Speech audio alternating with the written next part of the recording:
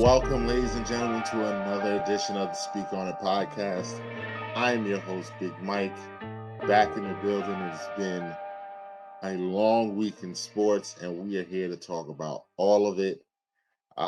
No, I can't do it alone. We got a full house tonight. Also got a special guest as we head into our end of the year holiday specials. We got a special guest tonight, a special guest next week. Got our award show coming up. We got a lot going on. But let's get right to it. You know I can't do this alone. I got the Mad Producer Podcast Poppy in the building. We're out here. Short and sweet. I'm gonna introduce our special guest first because our other guests that we have to reset the meter. So let's introduce our special guest first. Although I've actually known this guy for we actually can start putting years with an S on it now that I've known this guy for a little bit. Has his own show on Station Head, has his own show, The Wrestling Revival. Catch them out. My man, DJ Notorious, is back in the building. What's going on, connoisseurs? Thanks for coming on, man. I'm New here. York is heavy in here tonight, Dylan. Nick Claxton hit a 3. Oh, Wow. Whoa. Whoa. What? Right? okay. What's happening? All right. Brooklyn's definitely in the building. All right. Right. We are. New York is here. And yes, as I alluded to, you've been watching us, listening to us. You know, normally last season, we had the Where's Roz counter every week. I think Roz got up to 60-something days. He got almost to 100. He got almost to 100 days without being on the pod. Not to be outdone by his protege. That's too nice. Back on the pod, finally.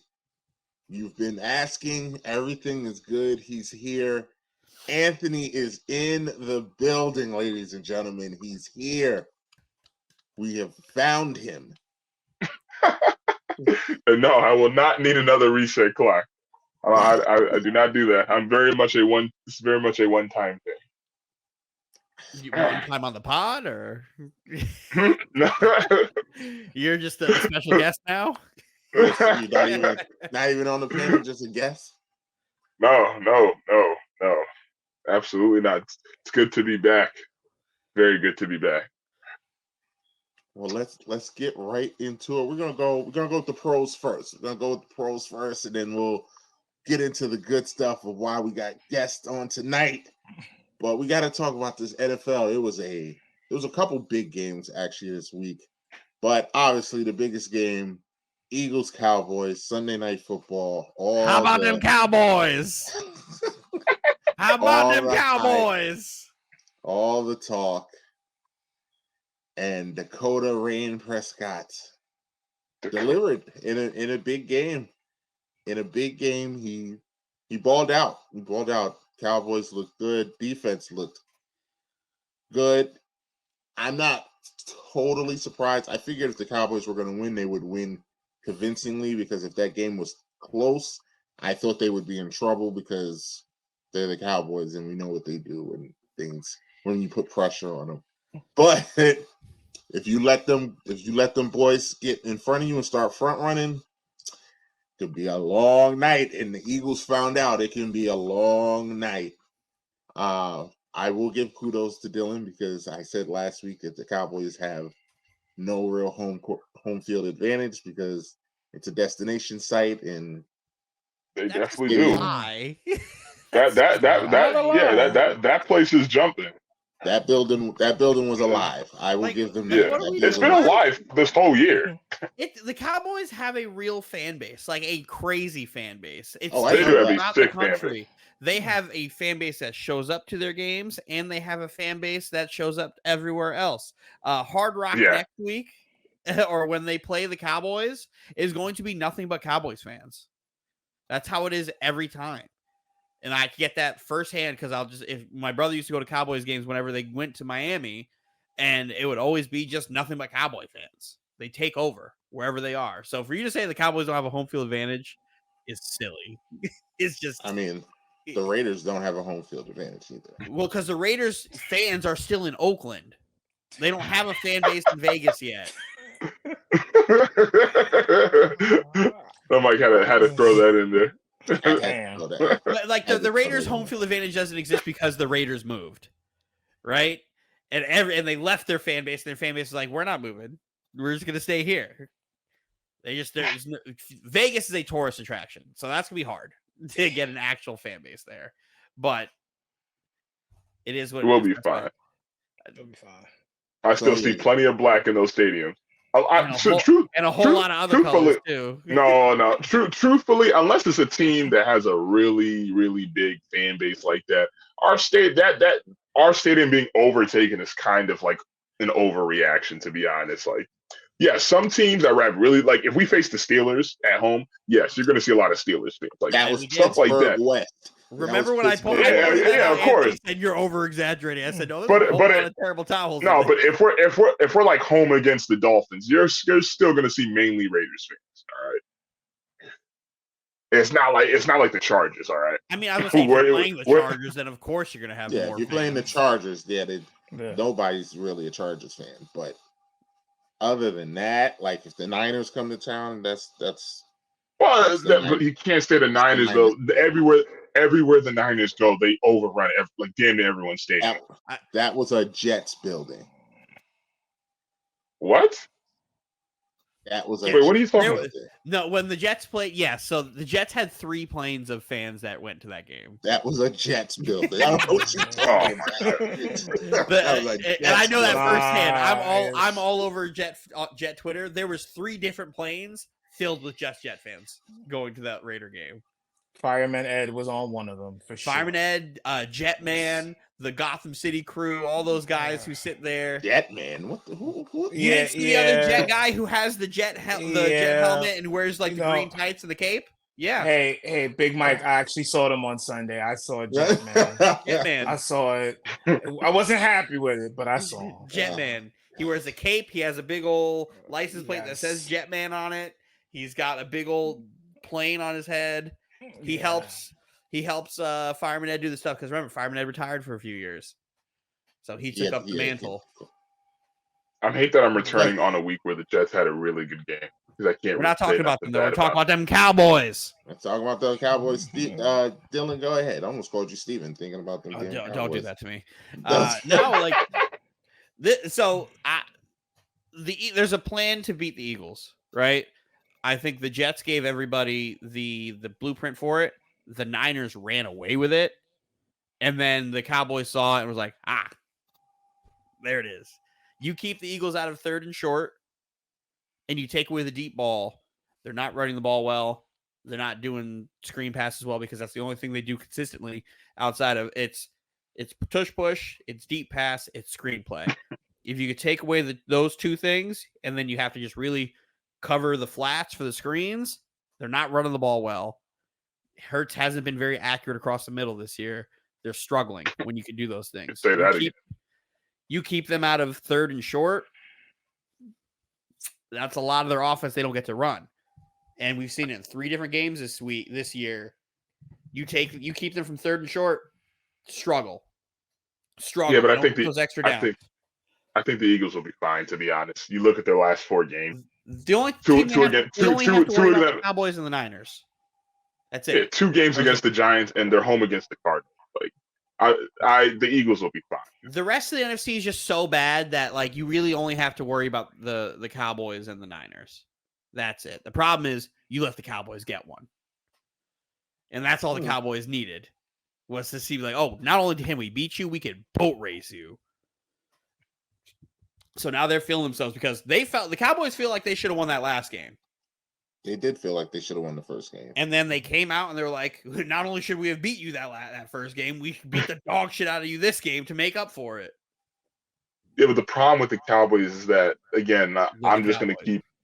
No, not the Cowboys, because they're actually kind of proving me wrong a little bit with that whole Cowboys, typical annual Cowboys trajectory, like, honestly. But you look at the next 2 games at Miami and at Buffalo, they need to win both of those games. There's just no room for error. They have to get those games. Those are too important. They can't afford to lose those games. Who are they playing this week? Because we play Miami this week. Buffalo. The Buffalo. They play Buffalo. Cowboys will be fine. They're not as good on the road as they are at home. No, but they're playing two teams that are beat up. Buffalo on the defensive side beat up. And then and Stephon Gilmore has turned back the sands of time a little bit and is playing lights out. Lights out. Every time he has moved on to the team's best receiver, he has shut them down. After DK kept destroying Deron Bland, they said, okay, no more. No more. He took Deron Bland. To be fair, Bland did get a pick. Blaine did get a pick. Yeah, after he gave up 180 yards. Come on, you gotta give credit where credit's due. Yeah, you don't get credit. Oh, the interception. Oh, you gave up 185 yards. We're not doing that. I know. And 2 tutters. Like, nah, yeah, like we're not doing that. I got a pick though. Nah, you got. Nah, man, you're getting killed. Torch. Like, nah. Then sign language to your ass. And then they put Gilmore on him. DK did nothing the rest of the game. A.J. Brown opened up his mouth, called Stephon Gilmore old, and I saw a cornerback tackling one-on-one in the open field like I'm watching Darrelle Revis again, who just go secure a tackle, force a fumble, ball out by yourself. No help from a safety, no help from a linebacker. He took that shit personal. It was unbelievable. I couldn't help that A.J. Brown was talking smack, too, as well. Took that shit personal, and this guy's only 4 years away removed from winning Defensive Player of the Year. Like Gilmore still got it. This was going to be. I wouldn't say he's going to win Defensive Player of the Year. No, he's 4 years removed. That's 4 years removed. He's 4 years removed from winning a Defensive Player of the Year. And if Trayvon Diggs didn't get hurt, this is going to be like the best, if not the 2 best cornerback groups in football. With those two down in Miami. No, they're getting killed. They're not it. They were getting torched on Monday. But... They get torched a lot. Mike doesn't like to do this, but the second best group, the best cornerback group in football is the Jets. But we're not talking. The numbers have that. But it's the Cowboys. It would have been the Cowboys and the Jets for that number 1 and number 2. But Gilmore took that shit personal. Tyreek Hill's banged up. The whole Bills offenses or defense is banged up. You could keep Gilmore on Diggs the majority of the game and pray to God Gabriel Davis shows up. Like that's what the Bills offense. I don't want to talk about that. The Archangel Gabe Davis and I don't want to talk about that. I hate that man with a burning passion. I really fucking. He picks and chooses when he wants to play football. So if you keep Diggs in line with Stephon Gilmore. And the Cowboys defense is hounding, and Josh Allen is turnover prone. It is playing very well. So I'll let DJ talk about the game, and then we can preview that Cowboys Buffalo. DJ, who's your team? Well, my team is New York Giants, so we got our victory with like 2 seconds left on Monday night. Yes, definitely was. But the Cowboys. Listen. Today's date is what? The 13th? Yeah. Yep. 4 weeks from now, we're going to be talking about the biggest blunder the Cowboys proven this year again. Because they did it to you every year. That's the late Christmas gift that always comes on time. That's what the Cowboys do. So get your hopes up. They beat up on the poor Eagles. They got clipped a little bit. I wouldn't call them poor. I'll call them poor. Hey, look, Giants defense. I'm sorry. But we know this is what the Cowboys do. So they're getting their hopes up. The last 2 games, they should win. Keyword should. And we know what happens when Wild Card Weekend rolls around. They're going to forget how to, the rules. They'll forget, you can't touch the ball when you first come out of bounds. Something crazy that the Cowboys will pull off. And more than likely, that game is probably going to be a road game. And remember, Cowboys do not play good on the road. It's going to be a road game, Dylan, it's not the same thing. You need to realize is that the Cowboys are the top-seeded wild card, which they will be. They're going to be playing the 3 seed. Which right now would be who? The NFC North? The Lions? Wait. If you said you said to the top-seeded wild card? No, they'd be playing the 4th seed. They'll be playing the 4. They'll They be play playing the the four. NFC So that would South. be the NFC South. NFC South. They'll probably either be at Tampa Bay or Atlanta. They're gonna dog walk one of them. They're It's gonna like dog walk all three of them. They'll dog walk Atlanta. They'll dog walk Tampa Bay. They'll dog walk. After missing like 6 extra points. Tampa might be sneaky. Tampa might be. If Tampa shows up, Tampa could be sneaky. If Tampa They shows still up, got Baker Mayfield. but he has been playing bad this year. We know what's gonna happen. You got it. We all know what's up with Baker. But DJ, I'm gonna say this though.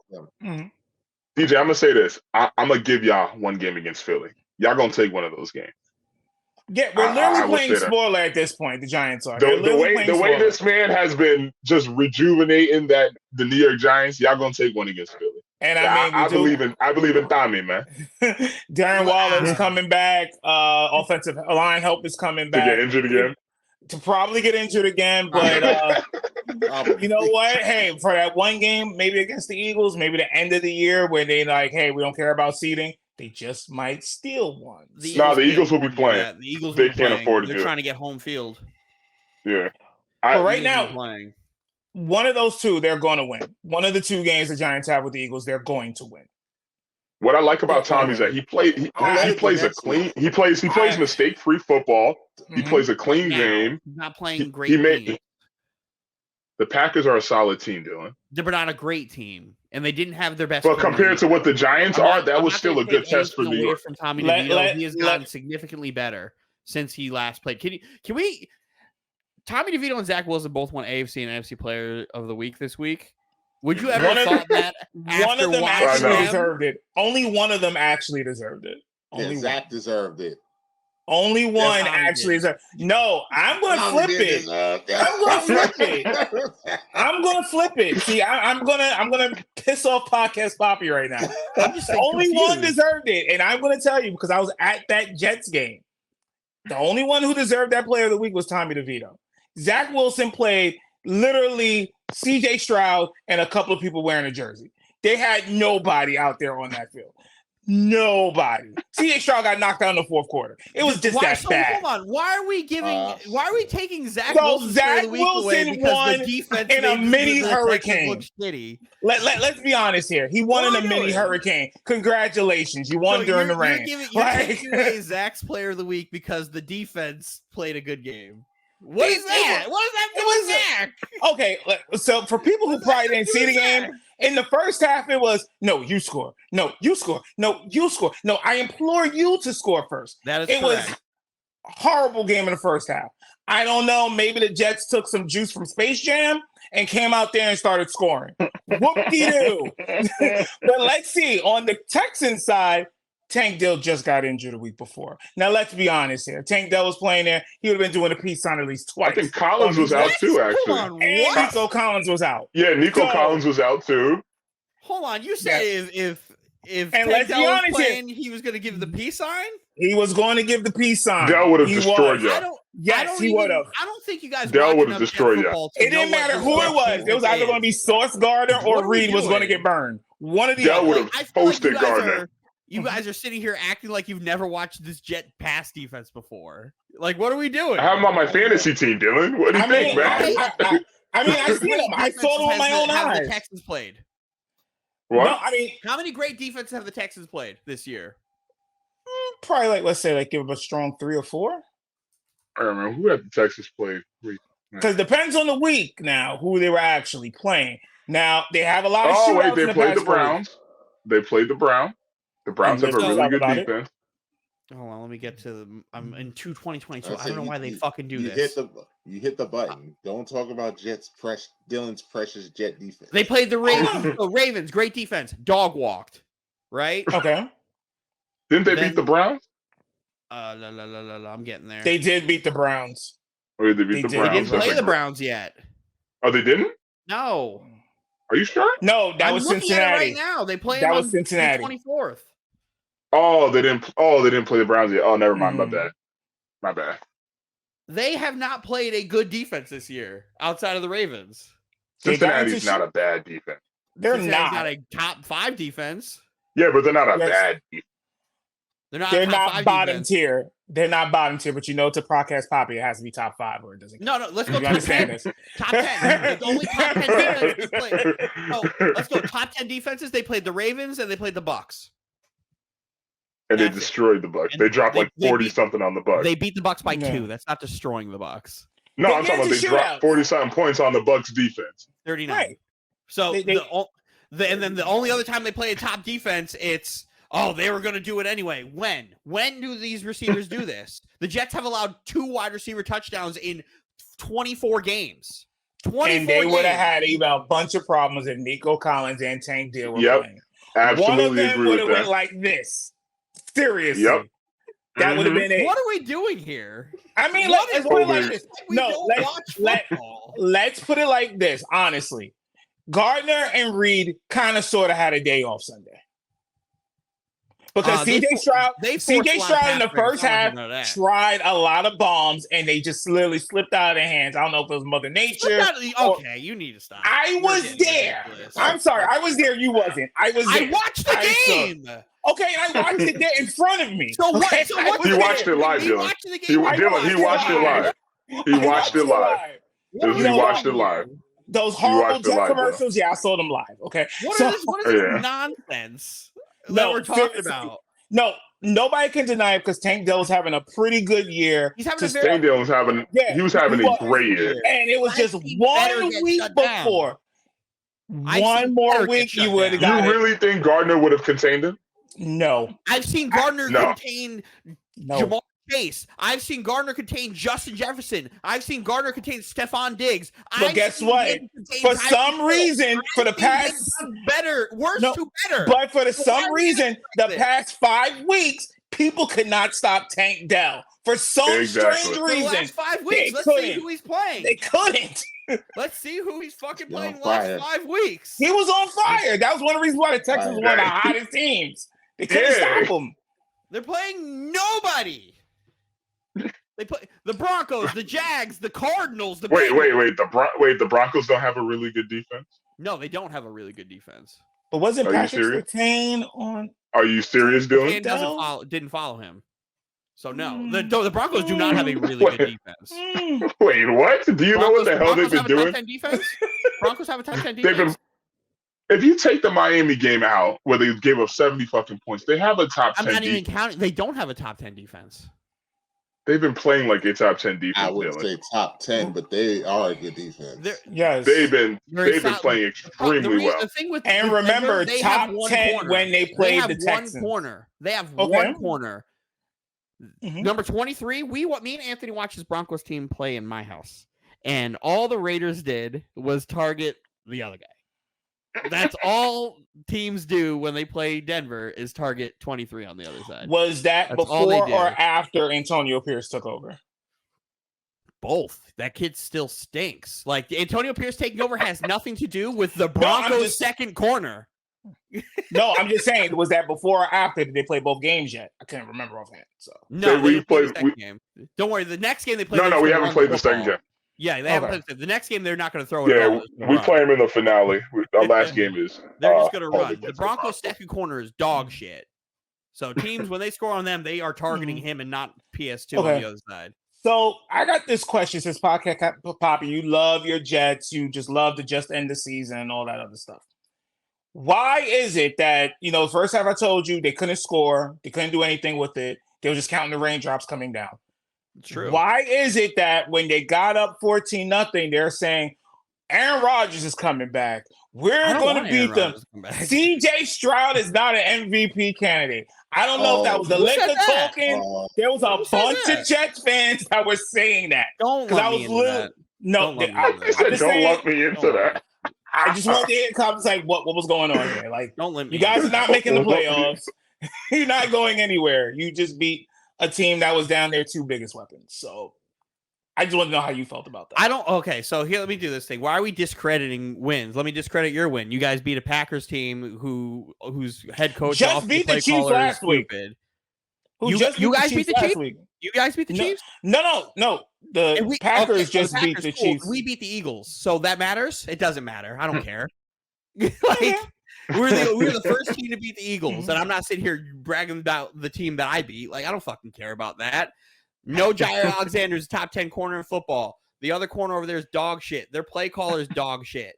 Like, Jordan Love is just starting to figure it out. The Giants, and we're just barely beating the Giants at halftime. So you're saying what again? And again, if you're talking about the Jets, who's basically season, what are the Saquon Giants? Barkley? What are the Giants? Saquon Barkley tripping over his own 2 feet to fumble. Tripping over his own 2 feet to fumble. He didn't trip over his own 2 feet. Yeah, exactly. I was having a great game even before that. Anyway, if he didn't trip over his own 2 feet, they wouldn't have been a fumble, would it have been? He tried to get down in bounds, and the ground caused the fumble. But did contact stop him?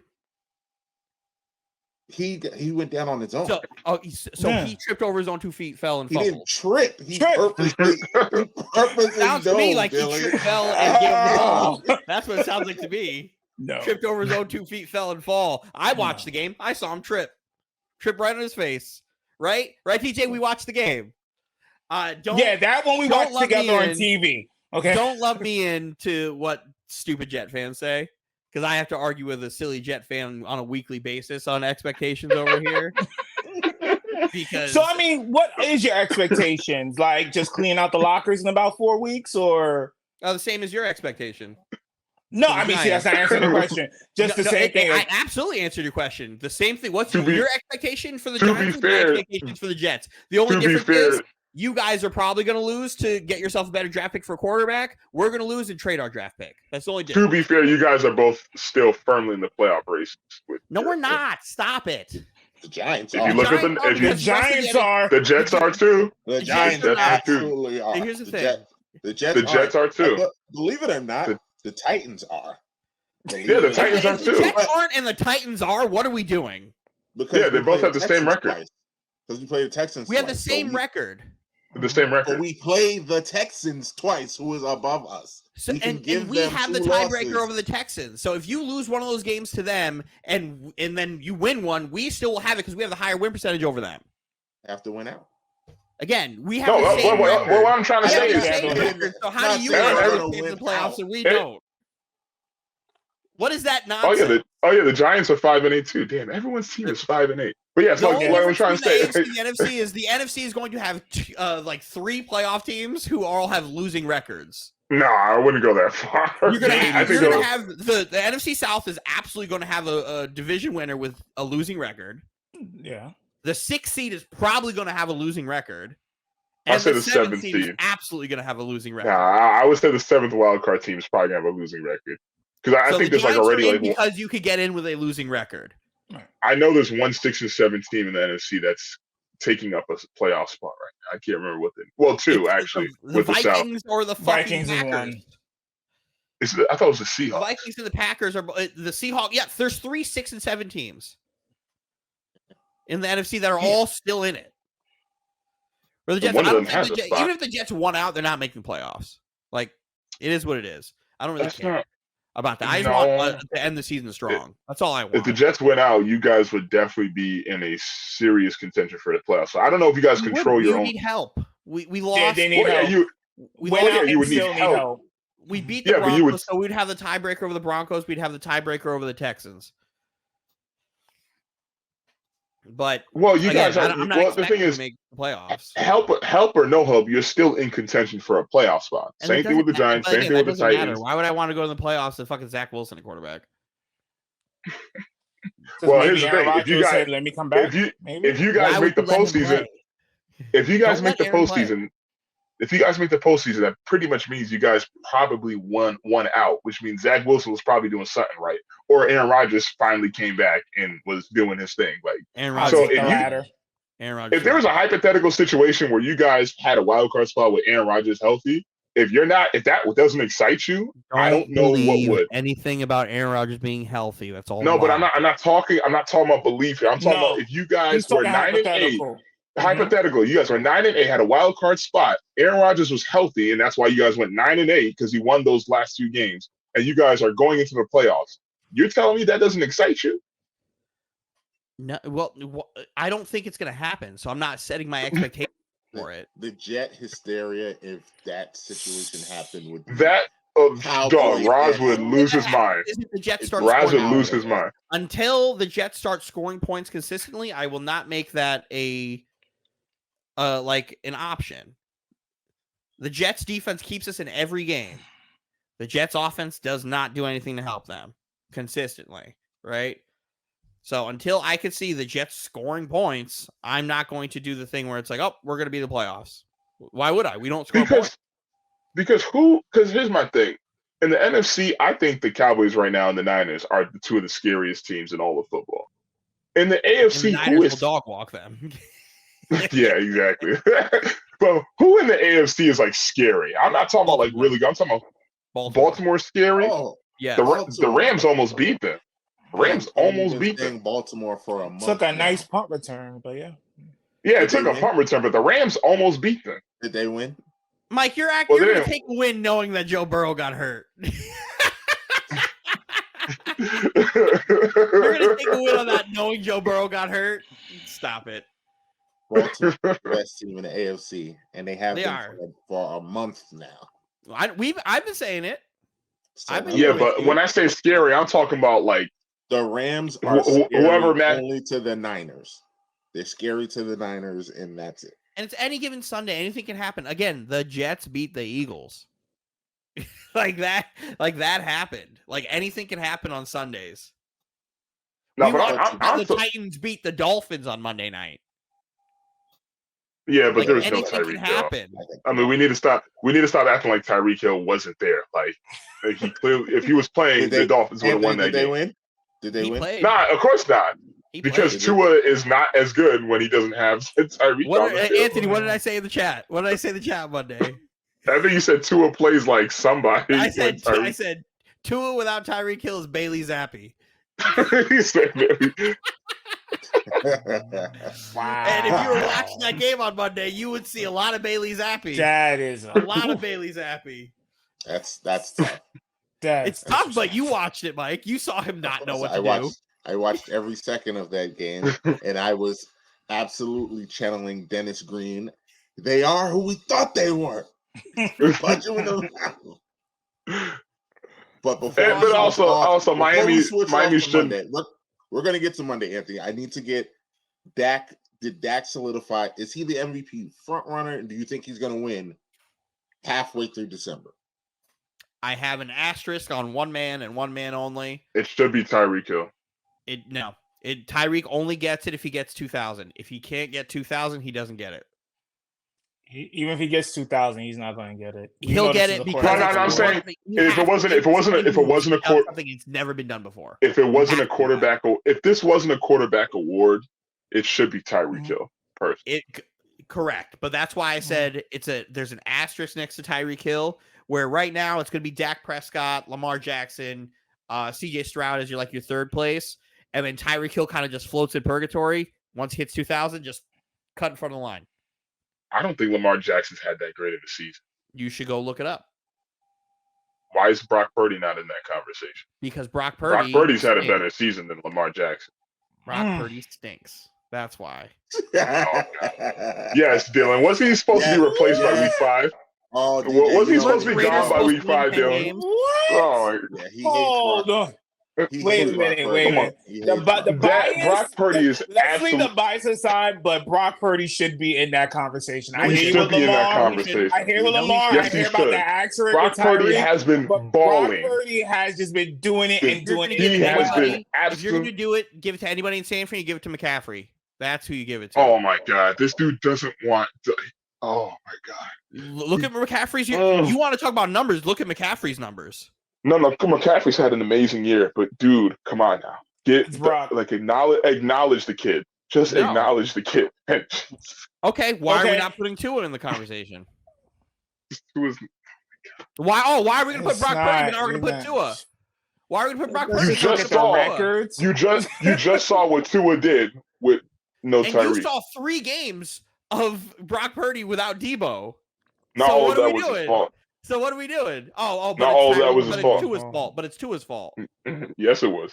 See, this is you're picking and choosing when that shit matters. Tyreek, Tua and Tyreek is the same as Purdy with his weapons. Tua's had a good year. Away, he doesn't know what he's doing. It's the same Tua's had a really good year, and so has Purdy. But also, the difference is Purdy's in the postseason. Why does Purdy? Because he's in the postseason, and the Niners are about to run away with the West. And the Dolphins aren't number one in the division. Nobody what are we doing? The Niners are a playoff team, and they're going to run away with the NFC West. They're probably going to be the 1 seed. And the Dolphins are going to win the division, be the number 1 team in the AFC. That's not a guarantee. It's definitely especially after Monday. Especially after Monday, it's definitely not a guarantee. So we're going to react to one loss and act like it's the end of the world. Because you just said, Dylan, you just said it yourself. Dylan, you just said it yourself. You just said it yourself. The Cowboys are going to go down to Miami and beat the Dolphins. You just said it yourself. And remember, the Dolphins still haven't 2 games ahead of Buffalo. And one of them, here's the thing: and Dolphins lose that game. 4. The Dolphins lose that game, like you said. They still have another matchup with Buffalo. You gotta remember that. Mm-hmm. There's not that much margin for error for the Miami, especially have to lose it to goddamn Tennessee on Monday. Don't worry, Buffalo has to worry about themselves because Buffalo still also has to play Dallas, and Buffalo still has to play all these other fucking teams too. Like if the East is take care of itself. And Miami's at Baltimore. They still have to go to Baltimore. There is absolutely the Dolphins are gonna be fine. There is absolutely a scenario where Buffalo wins the AFC East. I don't think it's fair for you to say that Brock Purdy should be in the MVP conversation, but Tua shouldn't when they're doing the same fucking thing. But you give credit to Tyreek, but you don't give credit to the other guys on the San Fran offense. Brock Purdy has won the games he has needed to win. He has been playing lights out. His top weapons loses football games. That man has been throwing down. If Brock Purdy doesn't play, San Francisco's not where they're at right now. Period. Yeah, they're not. Brock Purdy right now has the same exact numbers as Jimmy Garoppolo did in 2019. Jimmy Garoppolo stinks. Dylan. When San Fran went into Philly and Brock in the playoffs, Brock Purdy fucked his elbow up. What happened in that game? Niners got the fucking doors blown out. If Josh Johnson didn't get hurt too, they would have won. The problem is it wasn't just Brock Purdy got hurt. It's Josh Johnson also got hurt. That's the problem. They did not have a quarterback who could throw the football. Brock Purdy went out there with a torn UCL to hand the ball off. They were getting ready to play Christian McCaffrey at quarterback. They didn't have a quarterback on the roster. They just changed the rules because of that. Brock goes into the MVP conversation before it goes to anybody else. To Tua. Sorry. Yeah. It's either Brock Purdy. Not saying Tua may not be in the conversation, but the first one in the door would be Brock. But why can't for me it's Brock Prescott, Tyreek Hill for me. I don't understand how we can say Brock needs to be in, but Tua can't be when they're doing the same thing. I didn't say that. I said the first one you're also would be Brock. Then you might consider Tua. Dylan, you're also missing one very key thing. How many quality wins does Miami have this year? Oh, now that matters. Now that matters. No, that's a serious question. That's a legitimate question. Now that matters. Now that What are you talking about? What do you mean now that matters? Mike, you better have my back on this. You better have my back on this. When I say who you play matters, I get told a win is a win no matter what. But it's convenient for your argument now, so you're going to use it. God. Right? That's what we're going to do? That's what we're going to do? What happened to you play who's in front of you, right? I'm going to hold you accountable to that. Any of those things. You can't use no proof I said those that argument against me when I'm the one screaming from the rooftop that your strength of schedule matters. Listen, all I'm going to say is Brock Purdy helped the Niners absolutely dog walk the Cowboys and the Eagles, two of the other top teams in the NFC. Miami does not have one quality win this whole year. 9 wins. I don't say they don't have a quality win. They just have the weakest strength of schedule in football. They have the absolute weakest strength of schedule in football. Simply, they beat the weak teams and they can't beat the top teams. That's all. Yeah, all the top teams they face, they've lost. Oh, trust me, when I said that, y'all called me a hater. Because that's what makes stats more meaningful is when those stats help you win but you also play who's in front of you. And if you want to take a look at numbers, who's in front of them. Talk about numbers. Brock Purdy, 35, 53, 25, and 7. Tua, 36, 97, 24, and 10. They're almost identical stats. If you're going to put one in, you have to put them both in. And for Anthony to sit here and say no when they are identical stats is crazy to me. But it's not just the stats. We just had a conversation about the quality of wins. That matters too. Also only has one more win than them. I said quality of wins. I didn't say number of wins. Lost to? I said who has San Fran lost to? Who has San Fran beaten? Who has San Fran lost to? Who has San Fran beaten? Who has San Fran lost to? Let's take a look. Because you only care about who they win, who they beat. You don't care about who they lost to. Because that's very important. But who they beat doesn't matter. They lost to the Josh Dobbs Vikings. Josh Dobbs just got benched. Whoa! When he first got there, those first 3 weeks, he was balling. So again, wasn't that Vikings? No, wait. Wasn't that Kirk Cousins who played that game? 10-23? No, he was done by then.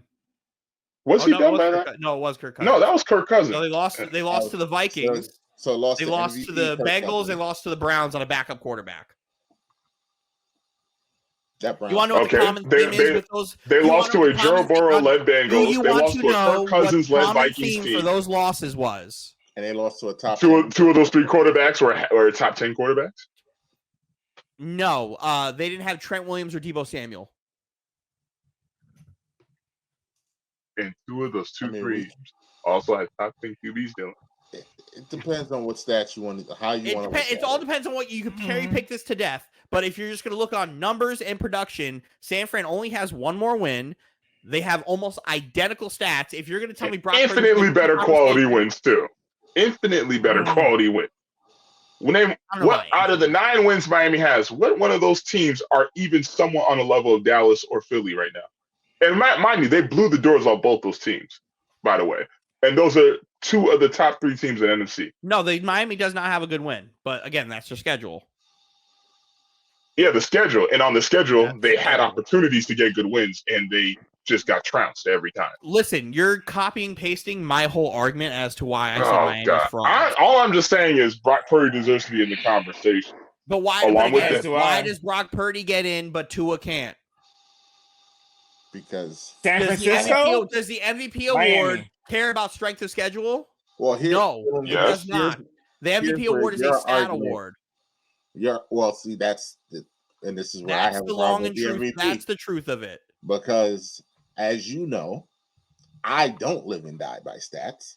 I watch the games, and I can watch the game and tell you Brock Purdy is an MVP candidate because that team does depend on him to play well to win. If he doesn't play well, they lose. Like all those parts, if he doesn't play well, they lose. And again, you're getting fooled by another Shanahan quarterback. You can call him a system quarterback all you want. The production is there. Tua is also a system quarterback. The production is there.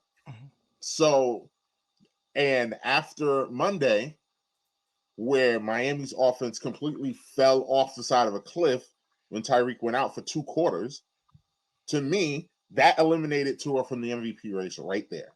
That game last night said, Tua, you're out, and Tyreek is elevated because that offense was horrific when he went out. And then when he came back, all of a sudden, they look like the Dolphins again, which further let me know that it is all about Tyreek.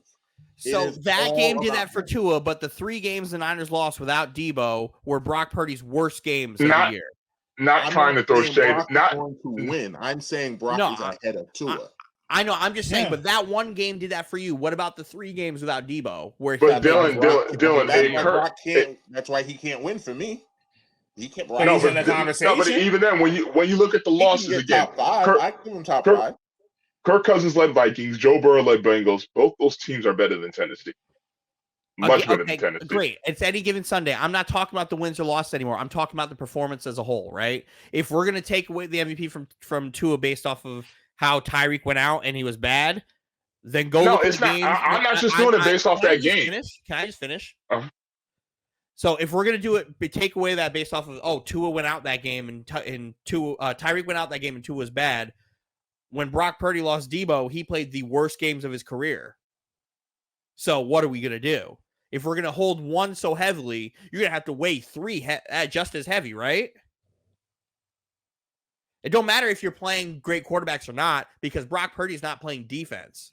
All you can hold him accountable to is his performance, right? It literally just proved with Tyreek going out that is more Tyreek than it is Tua. So I can agree. We have right here, without Debo, Brock Purdy plays terrible football. So just because of because of Tyreek, we could do that. No, Tyreek is having a 2,000-yard season. If we look at all the other quarterbacks if you look at all the other quarterbacks in MVP conversation, for example, Dak Prescott, he's having a phenomenal year, but he's had a few bad games this year. It's not like he's been perfect all year. It's okay for everybody but Tua to have Lamar as well. No, that's not what I'm saying. That's what you're saying, Anthony. You're saying no. My main argument is that Tua hasn't beaten anybody. But again, no, my main argument. That's not what the MVP award is. You think you could go fucking 18-0 and be in the NFC South. You beat up on all these dog shit motherfuckers, and then you also play the AFC South, and you beat up on all those dog shit motherfuckers. Go 18-0, and that quarterback has a fantastic year. He's gonna get MVP, but he didn't beat nobody. It's a stats award. It doesn't matter. It's a stats award. Everyone was ready to give Jalen Hurts a fucking MVP last year, and they literally didn't play anybody. They played that exact schedule, the AFC South and the NFC South, and they were trying to give Jalen Hurts that award, and he didn't do shit. Jalen got robbed last year. Jalen did not get robbed. Pat Mahomes is better. Jalen got like 2 votes. Relax. He got robbed. 98 other people said otherwise. The injury fucked him up. The injury fucked up his chances. Again, but we were okay with giving him that, and they didn't play nobody. I was screaming when he got hurt, and they put in Gardner. I'm mainly talking to Anthony here because Anthony's the one bringing up strength of schedule. That's what I. Well, to be fair, and Mike, who gives a fuck? He lost. Eat it. Like, what are we doing? To be fair, I was anti-Jalen last year. I was very much on that thing. Yes, I was. I said the Eagles didn't play nobody. You stole my whole. Are you serious? No, you hopped on that trade late. Don't do that. Whoa. I was saying all. Mike? No. What did I not say? Did I not say even up to the Super? I was saying up to the Super Bowl, the Eagles didn't play nobody. I was saying that literally up to the Super Bowl. Come on, Dylan. I'm about to get don't. You are stealing my whole flow right now. You didn't start doing that. Eagles didn't play nobody until we made our playoff predictions. Because to explain why the Eagles won. No, because I remember Super Bowl. And make you think that they stunk. I remember Super Bowl week. I was saying, damn, the Eagles really just had a cakewalk to the fucking Super Bowl.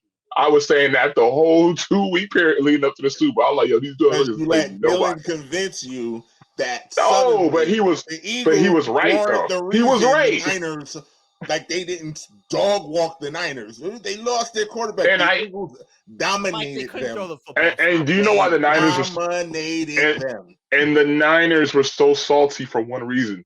Because they all knew that if Purdy played, they would have won. And they showed that this year. They all knew if they just had a quarterback play, they would have won. Because if Josh Johnson... Josh Johnson would have done shit. Josh Johnson would have done shit. Josh Johnson was playing fine. Fuck out of with Josh Johnson. Stink-ass motherfucker. No, if Purdy had played... the third string quarterback. If Purdy played, they would have won that game. So it's okay for you to say, the third string quarterback is the reason they would have won. But another quarterback couldn't have won that? That's crazy to me. Because Josh Johnson wasn't going to win that game. Josh Johnson was playing fine before he got hurt. I don't know what game you were watching. Let's not talk about third-string quarterbacks and the team still getting screwed out of something. Let's continue. I just who got screwed? They lost. Who's going to win MVP? That's all I wanted to know. I just don't think it's a fair assessment for you to weigh something so heavily for one person and completely ignore it for another. If you're going to be consistent with how you're going to put your MVPs and you're going to put Brock Purdy in, but ignore the 3 games when his best player wasn't on the field, but weigh one game where Tyreek went out super heavily, that's crazy to me. That's inconsistent and that's like ridiculous. Really? Is it, Dylan? Is it? Yeah, it is. Okay, then. You know what? Let me say this one thing. Put your money where your mouth is, Dylan. We'll spin right now. Brock Purdy wins MVP. Gimme. Shake my head right now. What? Are you hearing this? Yeah. What? Yep. Brock Purdy wins MVP. Whoa. He's gonna win MVP. Whoa. This is the easiest wheel spin bet I've ever had. Brock Purdy wins MVP, baby. Wow. Don Juan DeMarco. Like, let me get some hand sanitizer. Some break. Wow. Wow. You caught that. I caught that.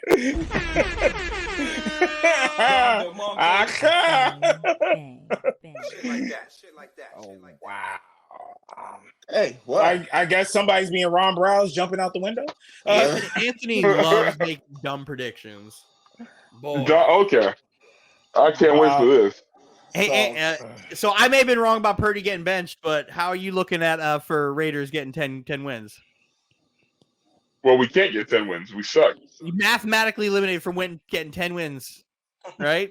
We're not mathematically living for the postseason, so that's all that matters. I don't know. You got like a 0.4%. You cling to that. Though. You cling to it so bad, you want me to cling to it. Well, again, literally. You want to put a wheel spin on you guys making the playoffs too? No, I ain't going that far. But like literally all you like blind faith into fucking dirty Purdy over here. Obviously, Pats and Panthers are gone. Everyone else is still in contention. Every team is still in contention. There's a difference between being in contention and actually like gonna make it. No, I'm not talking about like, oh well, they're about to be bounced in like 2 seconds. I'm talking about every team is legitimately in contention. No. Not all. Like seriously, if you look at the AFC picture, created equal. If you look at the AFC picture, how many teams are like within like this of each other? It's crazy. The same thing with the NFC. It is going to be an extremely tight race these last 4 weeks. Bad. Outside of like the top 3 teams, everybody's bad. Yeah, but the AFC got like how many 7-6, 6-7 teams? I mean, it's the not AFC that is just far getting off. decimated by injuries. All the main that too hurt everywhere. But the Chargers weren't doing anything the whole AFC North is just injured, but Lamar. How does Brandon Staley stuff? But Jake Browning, that dude, you can't. I don't know balling. if you can sleep on the Bengals here. Yeah, Jake Browning's balling. He's balling. I don't know how Brandon Staley still has a job, but yeah, he won't. Give him a couple more weeks. They're gonna fire him. Yeah. Him and Bill Belichick getting fired the same day. Yeah. Black Monday. Where is Ron Rivera in that line? How is he? He's the third one. Yeah. He might get fired the second the game's over. How he still has a job is beyond me. Shit. Okay. Well, I don't know where Anthony stands on this. I've forgotten because our chat is just overflooded with arguments that you guys at home have no idea about what goes on in our group chat. But the reason DJ is here is he left a comment on I don't know if it was last week's episode or 2 weeks ago, where he vehemently disagrees with Dylan on the college football playoff and the Final Four. For those of you who don't know, it is going to be the future champions, Michigan Wolverines, Washington, Texas, and Alabama. And Dylan is pretty much okay with that 4. Me and DJ both feel like Florida State got screwed. I understand it because I know that Florida State would get dog walked, so I get it. But I do agree with that they, regardless, if we would have had to watch that massacre, then we have to watch that massacre because they earned their way into that massacre. And Dylan, as you can see, just does not agree at all. I'm all set. He doesn't even agree that they should have been there. Doesn't even think they should have been there. So there's the table. I'm just gonna let you two go. I'm just gonna go ahead, DJ. Let you two go. Me and Anthony will respectfully bow out. You know, it's really, really scary to me that you even had this sentiment because I've always known it since the days of Bowden, Deion Sanders wearing that, garnet and gold, that when you have an AP poll and a coaches poll and you're undefeated, you go. It's as simple as that. You don't have to think about it. You don't have to press rewind. They did everything that was told to them. They started out down in Miami. They beat up on a top-ranked LSU team, and they ran the table. When in the era of college football, a Power 5 conference member has an undefeated team not make the college football playoff, you cannot sit here and tell me, Podcast Poppy, that somebody's hands did not get greased. You cannot tell me that, because there's no way possible that they do not get in, even as number 4. I'm not even saying 3. I'm not even saying 2. Washington and Texas did their thing. Texas dismantled the Big 12 championship, had some fun with Nelly at halftime, and did their thing. Fine, we get it. But you can clearly see after that Georgia-Alabama game was over, Florida didn't even hit their warm-ups yet, and they already made up their mind. How do you keep changing the rules? How do you keep changing the rules when it doesn't fit you? Now, before you say anything, we already know SEC is in bed with ESPN, so we already know the knee pads are out for them. We already know that. Nick Saban, check his Zelle account, his Venmo, PayPal, or whatever, because they got greased. You cannot tell me if the roles were reversed that another team wouldn't have got in. This is only because it's Nick Saban and Florida State, or their third-string quarterback. They still won and kept Louisville to 6 points. How in the hell do they not get in? So here's how they don't, because I believe that they shouldn't have been top 4 to even get to this point, because the only ranked teams they beat were LSU to start the season, and then Duke like week 6, and then week 6 or 7, and then didn't play any other ranked teams going forward. Meanwhile, Washington and Oregon were playing like 4 or 5 ranked teams on their schedule, beating ranked teams and not being able to jump FSU in the rankings for no reason.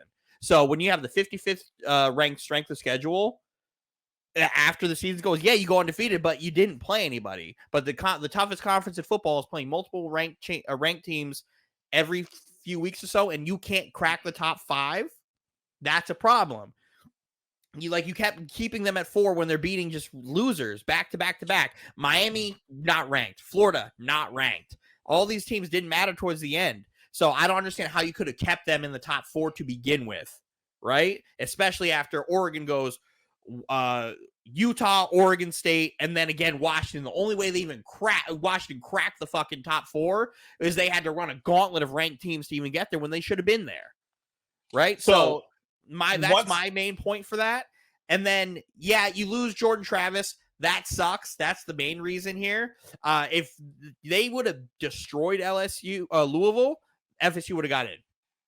That's the point that I wanted to make, because the last time we saw this was 2014, 2015, when JT Barrett went down to Ohio State, Cardale Jones, yes. And they won by 40. So it's okay, this third-string quarterback can still have them compete.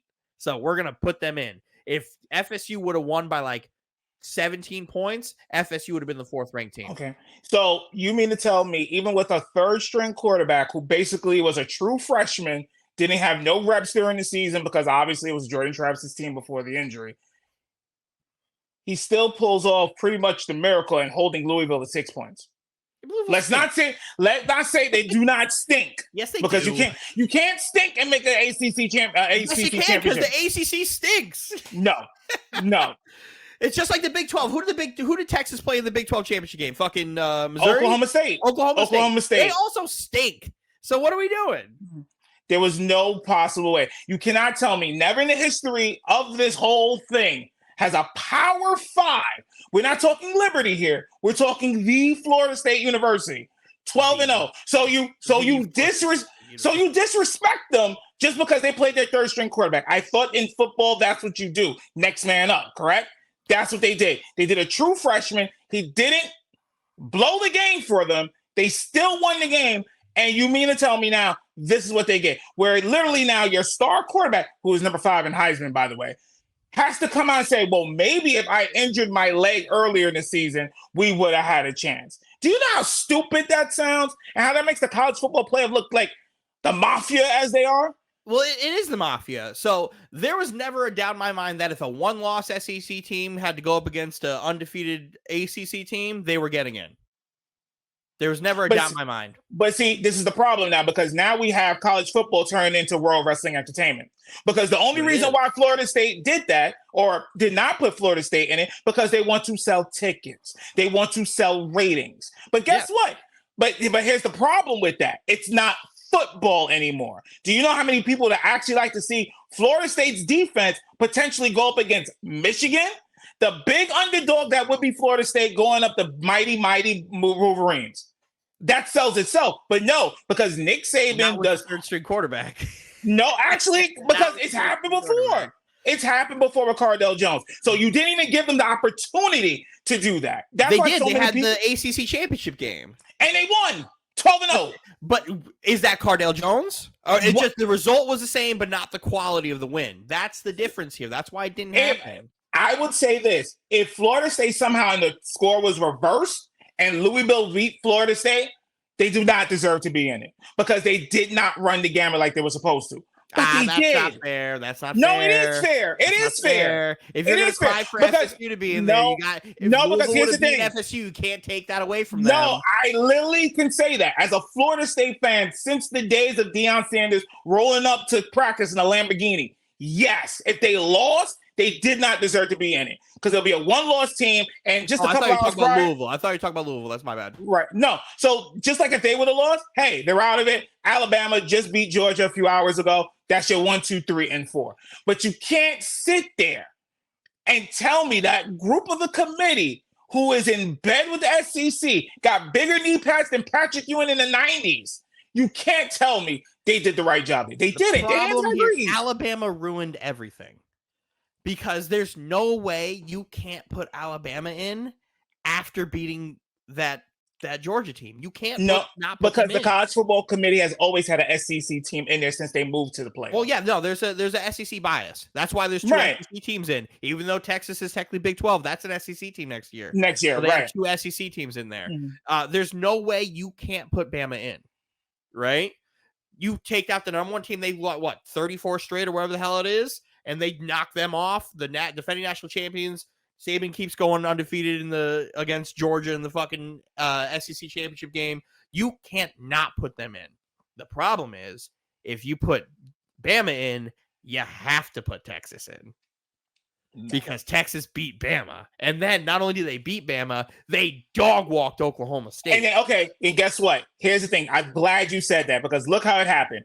Saturday, we had the Undertaker give the belt over to Texas. Blew them out. Easy. You then had Alabama just barely squeak by Georgia, even though they did get the victory. They barely squeaked by them. That was not a blowout. But that's the quality of win. But hold on. We're going to that because now the team that was number 4 did their job and won. So you mean to tell me a one-loss team is better now than a undefeated team? That's what we're talking about. That's what we're doing now. 2020. Yeah. So the 1 is better than the 0 in college football now. Okay. Yeah. Cool. So depends on the conference you play in. Yes. So basically, the College Football Committee is Triple H, Paul Levesque. Yes. And we're just the peons that keep watching it every Saturday. Yes. And Florida State should just boycott the shit because it doesn't matter if you're 12-0. We're basically Liberty. What you're telling me? We're just Liberty. The team that in a premier conference. If you're gonna beat Georgia, you're gotta be in. That's how it is. Doesn't work that way. You gotta do. If you're the College Football Playoff Committee. You cannot let that national championship game that happened last year happen again. Granted, I will defend TCU. I will defend TCU because TCU beat some dogs to get there. The problem is they weren't ready for the dogs in the NCAA championship game, the Natty. They were not ready because the SEC has been and pretty much will always be like a cut above the rest when it comes to talent. That's how it goes. That's how it always is. At least for the last 20 years. That's how it's going to be. Even with that, I do agree with you. The talent SEC is now known as NFL Light. We get that. However, you are now telling these college kids, it doesn't matter if you go 12-0. if Nick Saban only has one loss, you're not going. Yeah. So all the math that we've learned since kids, 1 is better than 0. Okay. Your just quality making of it wins sure. matter. That's why it screws up. Any team, take Alabama away from here, right? Take it away. Fuck Alabama. They're not in it. Any team that beats Georgia in that SEC championship game needs to be in the playoff. The only Not way when they you were don't number go in 8. Where do you get ranked 8. if you're the 8 seed who beats the 1 seed? Where do you get ranked? They should have been number 5. 1, 2. As I said, 1, 2, 5? 1, 2, 3, and 4. I had it completely. There was all it should have been was just Florida State and Stella Alabama. Because if it wasn't the SEC championship game, let's say it was just a game in the season, if the 8 beats the 1, they're at least the 4. Not necessarily, depending on the other teams and what they did. That's what I'm saying. They're at least the 4. If any of those top 1 through 4 teams don't play another top 10 team, that 8 seed team has to go to 4. No, not necessarily. That doesn't happen all the time, but it should probably be 5. But see, that's why it needs to. That's why it needs to go back to the AP and the coaches poll, because now you can't be greasing hands like you're doing right now. You can't. No, you can't. No, you can't. There's always going to be an SEC bias. Okay, so that's the reason why Jolie Galloway almost got his ass beat on national TV talking that nonsense, and Booger Farley almost ate him for lunch. There's always an SEC bias. Always. But see, that's the problem. That's why this is now turning into professional wrestling. It doesn't matter what you do. That was my point going into the season, right? I said, you could ask Mike. I was like, there's a road where I believe that an undefeated FSU team doesn't make the playoff. I was saying that from like week 2. So you're the one that brought this up. So you're the one that put the juju. So he sprinkled that on. And he's taking victory laps because I was right. Because he says he's right when he knows that he's only right because the quarterback got hurt. Their quarterback got injured. And I just thought, I thought this was America, right? Where you reward a team even playing their 3rd string, true freshman, no snaps before this game, does his job, doesn't fuck up. But yet and still, they got to sit home, and Jordan Travis has to put out on a Sunday afternoon, oh, I'm sorry, I broke my leg later. That's bullshit. No, I feel bad. Bullshit. I feel bad for Jordan Travis. None of my hate for all of this doesn't come from a spot where I hate FSU, because I don't hate FSU. I don't. It's just I try to look at for college football. I try to look at the chaos part of it, and that's exactly what happened. FSU just happened to be that team where it's like, hey, they're the team that's going to end up losing out if anything happens. And they did. The problem is they probably would have been out sooner if Oklahoma didn't lose to Kansas. If Oklahoma didn't lose to Kansas, they probably would have been out sooner. But again, that's the chaos part of it. Once Oklahoma lost to Kansas, I was like, yeah, it's a wrap. It's a wrap. I didn't think it was going to get to this point. But again, Georgia losing was the worst thing that could have happened. And I called that, a week and a half before the game. I was like, because Roz, the other guy on the show, FSU fan, I was like, Roz, you do know that if there's a world where if Alabama wins, you guys are out, right? And he was like, oh, no, you're just trying to think of anything to not have us be in there. I'm like, that's just what it is. Well, that's what the committee thought. That's why I'll still say this. I'll still say this right now. You better check all those committees. I want to see all their Venmos. The state of Florida, all the NCAA. You're damn right they should. Honestly, I said it before. I think they should have boycotted the Orange Bowl. But the only reason why I say not to, but the only reason why I say not to is because that $15+ million that they're going to get helps the lower sports in that whole program, and they can get some money. But otherwise, I would not have been mad at them doing it. I'm not watching the college football playoff. They can go fuck themselves because it was stupid. I'm sorry, Triple H. Fuck you. Guys suck.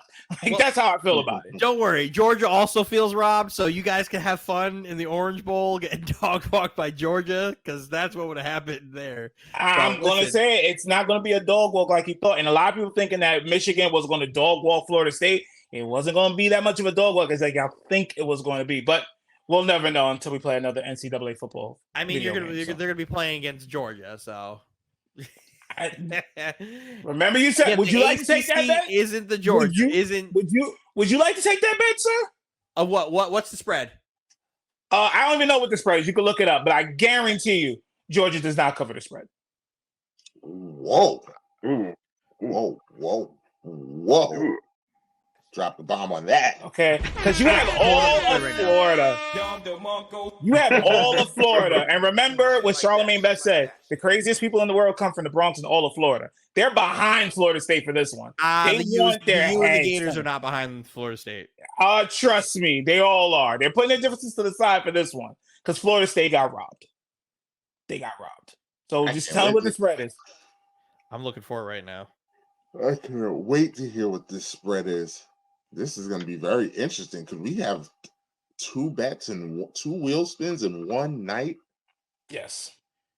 This is wow. I hate that there's so many bowl games. I'm going through everything. I just scroll past the Duke's Mayo Bowl. There's only one that matters, and that's the Orange Bowl. There's only one that matters. It's the only one we care about right now. I tell you that. That's it. The other ones, Anthony, what other ones? How did you feel about FSU? It's a 14-point spread. 14-point spread? They don't cover it. Take it.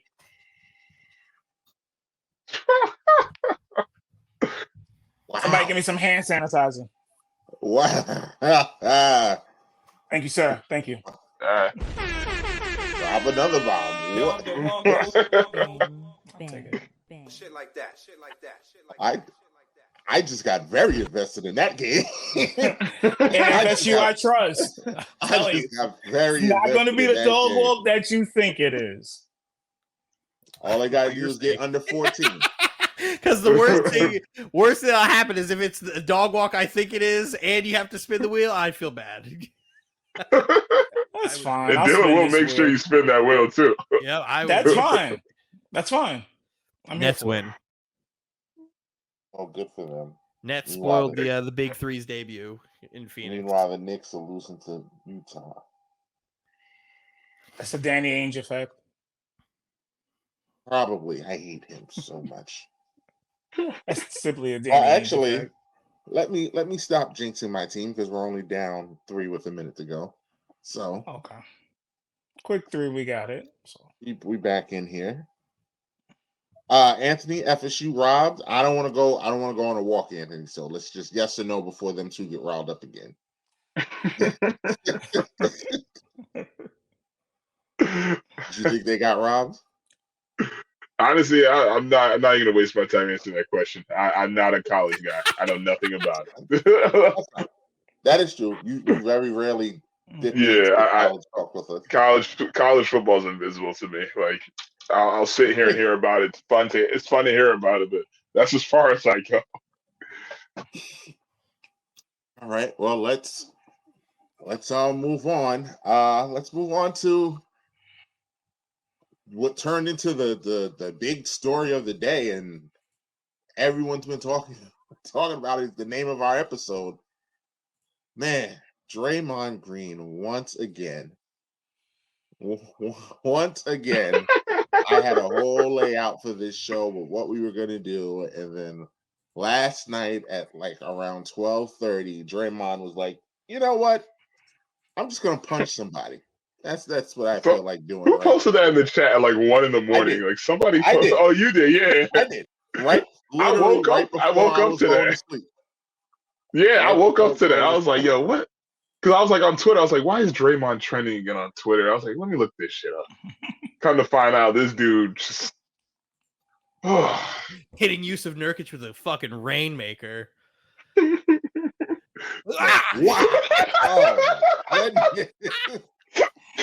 I just didn't even be laughing at this. I was telling Dylan earlier, my reaction to it was crazy, but I was like, I can't believe I just saw that. I just started laughing because I couldn't believe I just saw Draymond do that. Like, and it wasn't even one of those things where it's like, oh, Nurkic sold it or he flopped. No, like, boom. He got punched in the face. He got punched in the side of the face. Draymond Green must have been listening to tear the club up or something. Because he turned back. Like, there's nothing about this that is even a basketball motion. Nothing about this is a basketball motion. I thought about it maybe like maybe Nurkic grabbed his ass or something, grabbed his nuts. Nothing. No, We're it was looking just at it. it was just I was trying to straight. see if maybe he lost balance or something. Like, just I mean, I think maybe he tried to play off the fact that Nurkic grabbed his jersey for a little bit and tried to like do one of those aggressive spins, but then Nurkic just kind of let go. Yep. I'm Yo, just like, trying to like. just looking at this punch is like the Lion King. And Wow. Like, It doesn't make any sense to me. Like, at least with the Gobert shit, it kind of made a little sense. It was a scuffle and all that. Like, you can't even make sense of this. Like, like you legit can't. Like, I don't understand why he would make that motion. Like, okay, the Gobert stuff, you know, they got beef going way back. That's how the B's and C's just continue Yeah, to he go back said, and "Oh, forth. everybody fighting, come Right. Let me get you. He saw his opportunity, even give though him credit. he clearly, He did it. you know, he clearly didn't need to do that, you know, at all. But That's hey, so extra for no Cat reason. Williams said it best. You shouldn't have been talking shit. Gobert's been talking shit to that man for the longest. He saw the opportunity. He didn't press stop. He didn't press pause. He went straight after him and gave him a good chokehold that only AEW would love. But this here, I can't. I'm the biggest Draymond fan. Even in my household, Draymond Green is loved.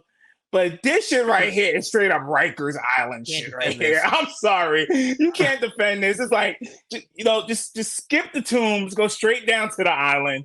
You're there for a while. And now he's suspended indefinitely. Yes. He might not come back this season. That is I think he'll come back this year, but he's gonna be facing some time. He's gonna be doing some time. Draymond suspended indefinitely. So yeah, that leads me, Anthony, that leads me right into our question. He's suspended indefinitely. So, and he has to go get counseling, which is, you know how I feel about the NBA doing that. But what does this mean? Like, are the Warriors in trouble? Do we think we're going to see Draymond again? I think we're going to see Draymond again this season. But like, what? Just diagnose the whole thing. Go ahead, Anthony. I honestly think the Warriors are in trouble even before this happened. To be honest, like they haven't been playing that great. To be honest, Klay Thompson, what's the word to describe him right now? Like, he's worse than washed to me personally. Like at this point, I think I heard a report that the Warriors were the contract they were even planning to give him. They pulled that off the table too. Like he's just seriously on the decline. And it's really just Steph out there by himself, realistically. I don't see anybody else who's really even halfway consistent. Like personally, when I look at the West, I really just see, I mean, listen, I know Rudy Gobert gets a lot of flack, but he's been playing pretty well recently. You know, you got to give credit where credit's due to the homie. Like, but yeah, just going back to the Warriors, man, nah, they on the decline. I mean, honestly, I see them, they're a playing team. If somebody came out and said they don't make the playoffs, I wouldn't even argue with them. But to me, they're a play-in team right now. I just think there's just so many better teams playing right now in the West. Do you think that this opens the door for the Memphis of the world? Absolutely. New Orleans. I mean, yeah, Golden State especially with Ja coming back. I think it definitely leaves the door for Memphis. Because right now, I have the standings right in front of me. Golden State is 10-13. They're 10-13. They're 2 behind Phoenix right now. We don't know how long Draymond's going to be gone, but to me, and I'll let Dylan go next. I feel like Golden State has to pray that Houston comes back to earth because every other team I'm looking at above them is better than them.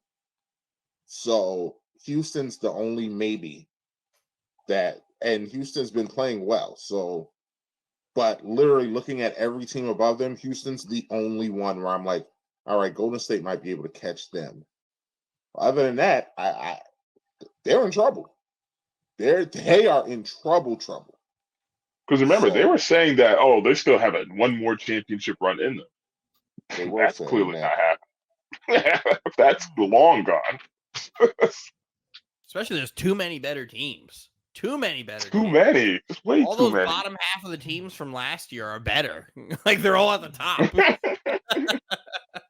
Like that's the tough spot about this is like if you can't get Clay to be consistent and Draymond can't stay on the court, Kuminga isn't playing in the role he's in well at all. You like this team just looks washed. They just look washed as a whole.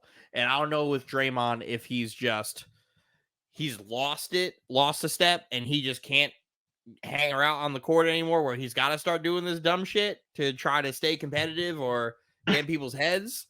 But that's what I think is going on.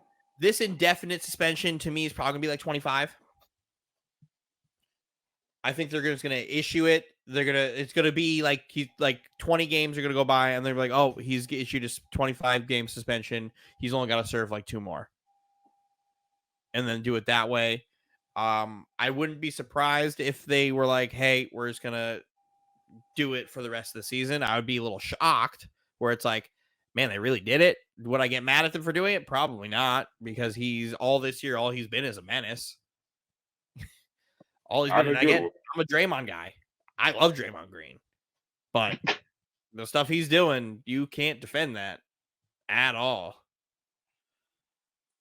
I would say this is probably the one incident in all the incidents you want to count with Draymond Green where it's like you can't defend it. You just can't defend it at all. Even like you was back in the 90s and this was going on. You just can't defend it. I think I'm probably the only one. Right. I think I'm probably the only one that still thinks like the calendar is a calendar. It's only December, y'all. Like, I'm not going to call out a team and say they're really in trouble yet. We didn't even get to the All-Star game. Like, they still got a couple of weeks before they even get to the new year. And then, trade deadlines are going to start opening up. Teams are going to start making moves. Personally, right now, I think Clay is going to hit it. And we all know Clay starts getting hot. Curry's already been hot all freaking year. They could start making some moves. They're just that powerful, even with Green and his shenanigans right now. I do think the problem, though, and this might shock some people, the problem with that team right now is Chris Paul. That is the one person that's causing these issues right now, because if you look at last year's Warriors team, their bench can run you out of a gym. They're just so young. They got all the energy in the world. They could run and do concession stands and run back onto the court at the same time. That's how they move. With Chris Paul now being relegated pretty much that second unit, it's half-court offense. That's not Kuminga. That's not the rest of that squad there. They want to run and run all the time. So I think what we might see is they ask Chris Paul, where do you want to go? And he gets moved. And then they make another move, probably maybe even going back to Toronto and seeing about Pascal Siakam. OG Anunoby, he's still out there as a trade piece. Do something like that to re-energize it, and that way they'll still have that one more run in them. I think that's what will happen first before, Draymond goes off the team or anything like that. But I do agree with Poppy here. 25 games, maybe not allowed to come back until after the All-Star break, something along those lines, or what they're going to call the John Morant rule now, 20 games. That's pretty much what I'm going with here. That's probably what it will be here. But Golden State is not in trouble yet. But the fat lady is starting to rev up her vocals quickly. She started singing to me. Hey, James is here. What's going on, fellas? What's going on, man? Missed 2 bets, man. Hey, man. Welcome back, brother. Welcome back. It's been a while since you've been here. Haven't been here since the Knicks celebration. Yes. I know. You guys are talking about Draymond Green and the Warriors. Yeah. Yep. Oh, man. I that think team they're done. What you think about them, Anthony?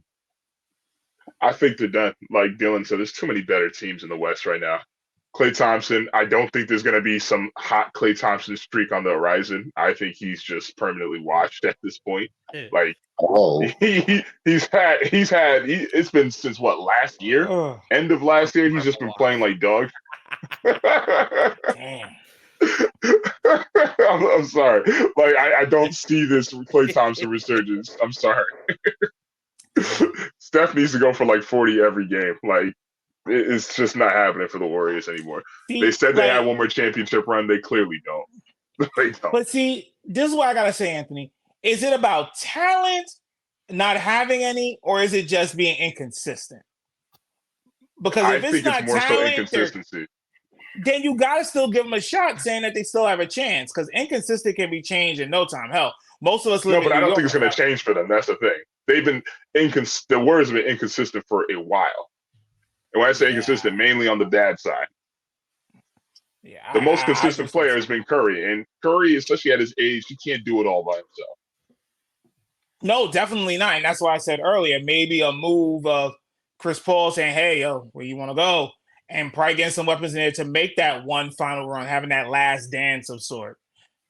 Chris Paul, they're stuck with him. He's old, he's slow. They're stuck with him. They can't do nothing with him. You're not stuck with him. There's going to be a team that's going to need him or want him. A team like Miami would take him in a heartbeat to help him out. To be 39, Chris Paul? A team like Miami would want him? Yes. Yep. He fits Heat culture perfectly. As a diehard Knicks fan, yes, Miami will be on the first thing calling tomorrow for Chris Paul automatically. Absolutely. There's some teams that can still use him. It's just I don't think this role is correct for him. I was listening to Kenny Beecham earlier this week, and he said something that really got me. Where he was like, "Do you think it's about time where the Warriors, where Steph starts to press the front office and do the hey, you guys need to do something, a la LeBron James, where it's like, hey." We still have something here. We can make this run. We can do something. What are your guys' plans? Because clearly what we got right now ain't it. Yeah. Should have done that last year. Last year, he definitely needs to do it. They had a good team last year. They did. They had an okay team last year. It's the same team, realistically. It's literally the same team, except with an even worse Klay Thompson. And you got no Jordan Poole instead of bad Jordan Poole, so where the hell's Andrew Wiggins? Yeah, there you go.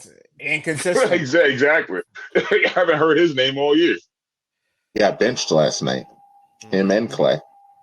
Klay got benched last night. Steve Kerr needs to start doing that shit. You gotta show some accountability to these guys. Because Curry with the right people can still take you to a championship. Curry is still that good, in my opinion. I think. I think we all need to just come to the realization that.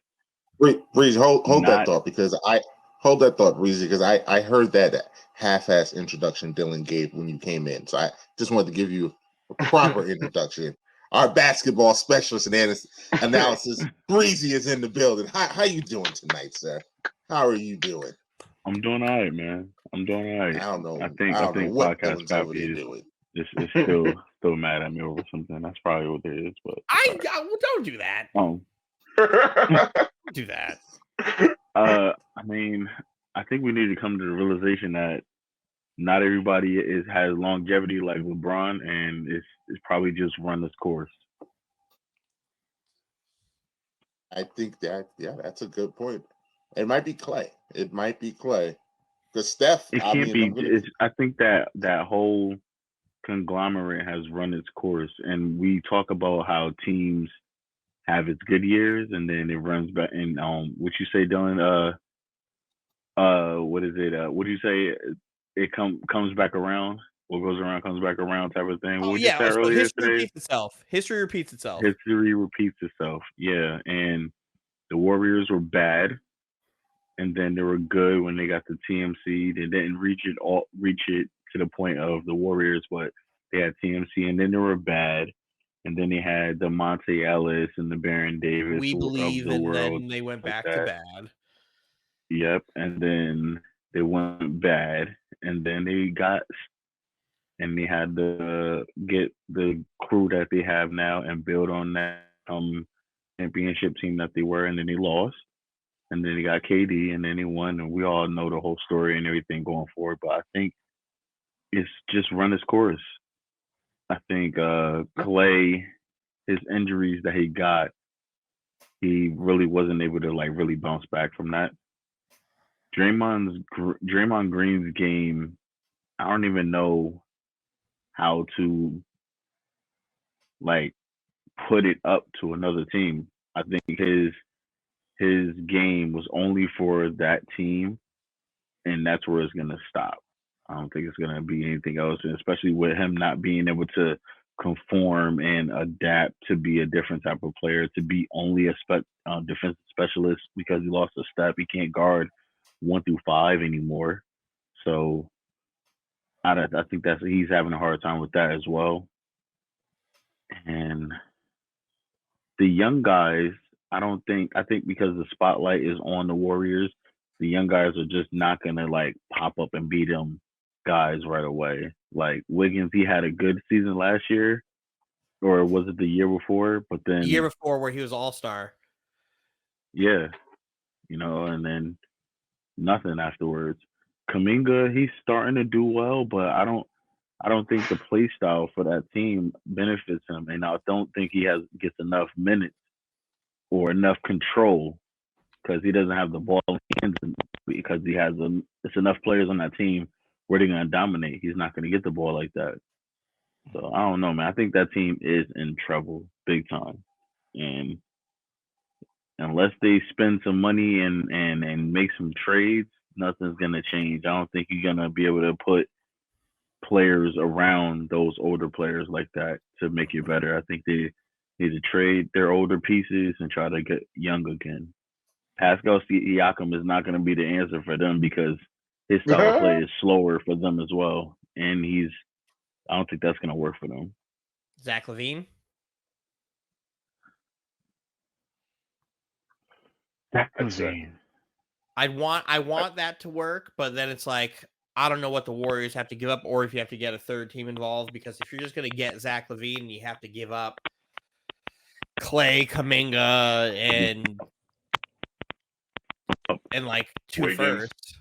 You have to give up Wiggins. No, you don't. The money. I think the money is the thing. Clay.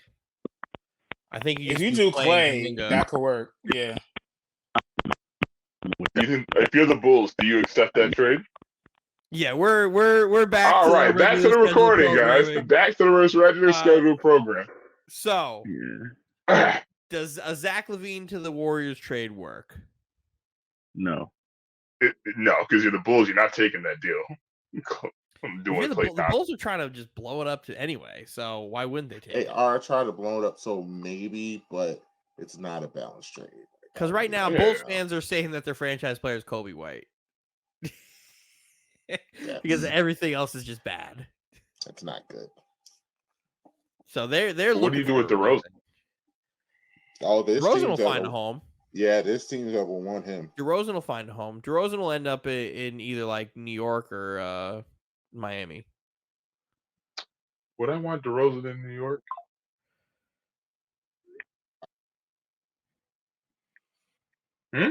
No. Because especially because it's going to cost you like RJ Barrett and something else. Because you're going to keep Randall's not going to be involved in that trade. Brunson's not going to be involved in that trade. And you're going to need to get rid of somebody who plays his position to make it work. It'll be Barrett. I don't mind trading some players on the Knicks, but it depends on who it's for. And I don't want them to trade for DeMar DeRozan or Zach LaVine. Zach LaVine isn't going to be a thing for you guys because he has like made it very clear he doesn't want to be a Knick for whatever reason. Yeah, he's publicly just announced it. So but even if he wanted to, I'm saying that I don't want to trade our pieces for a Zach LaVine or a DeMar. Because you'd have to trade him for Tibbs guys. I don't think either one of those guys are Tibbs guys. Not at this point of their career. Right? I wouldn't see DeRozan as a good, like, I could see him as a good fit because he's a consistent bucket, and then in playoff time you might have another guy, but he's also somebody who kind of just like fades away in the playoffs. Maybe it's because I've watched him for like 5 straight years lose to LeBron in the playoffs, and it may be unfair criticism for that being like that is extremely unfair criticism. The most recent memories I have of him in the playoffs are him not playing like incredibly well. So like I don't know, because even in their last playoff run, he didn't play like great. So I don't know how if that would make sense. I know the Heat's going to try to be involved in everything. And they I know lost the a lot Lakers. of players last season. They're trying to build their roster back up. Mm-hmm. And the Lakers are going to try to be in on a sweepstakes or two. Of course. To see what they can do. And they're playing fantastic. They don't need any more veteran players. The Lakers.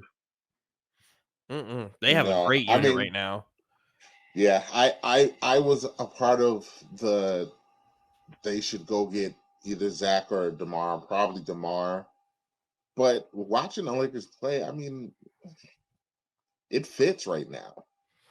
It fits. And they're only going to get better. Yeah, but you have to think about that postseason stretch, though. Like, you also have to think about that when you could use that extra body. You know, that also matters too.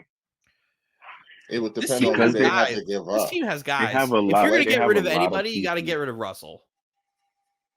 Well, you hate him. That's the guy you get rid of to replace him. That's the problem. I don't know who you get rid of. It has to make sense, obviously. You're not just going to get rid of him to get rid of him. But if you're going to try to upgrade, the one piece you're going to try to move is him.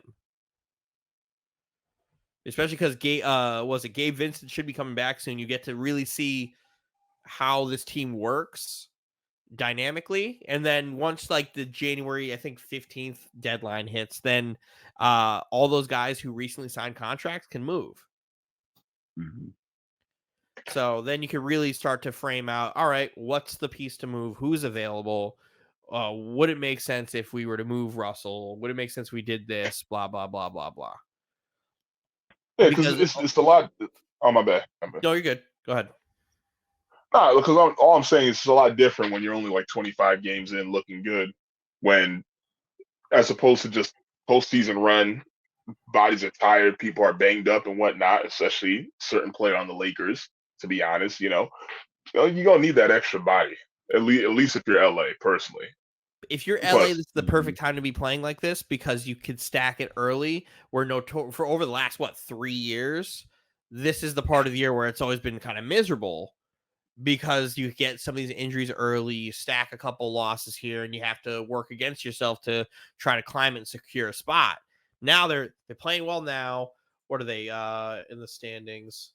They are 5 in the standings at 15 and 10.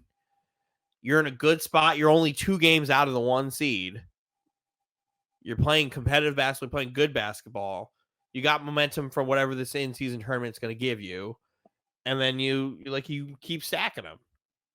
And then if you get those inevitable injuries that pop up, at least you could stack it and you could have these other guys in your roster to fill up different roles.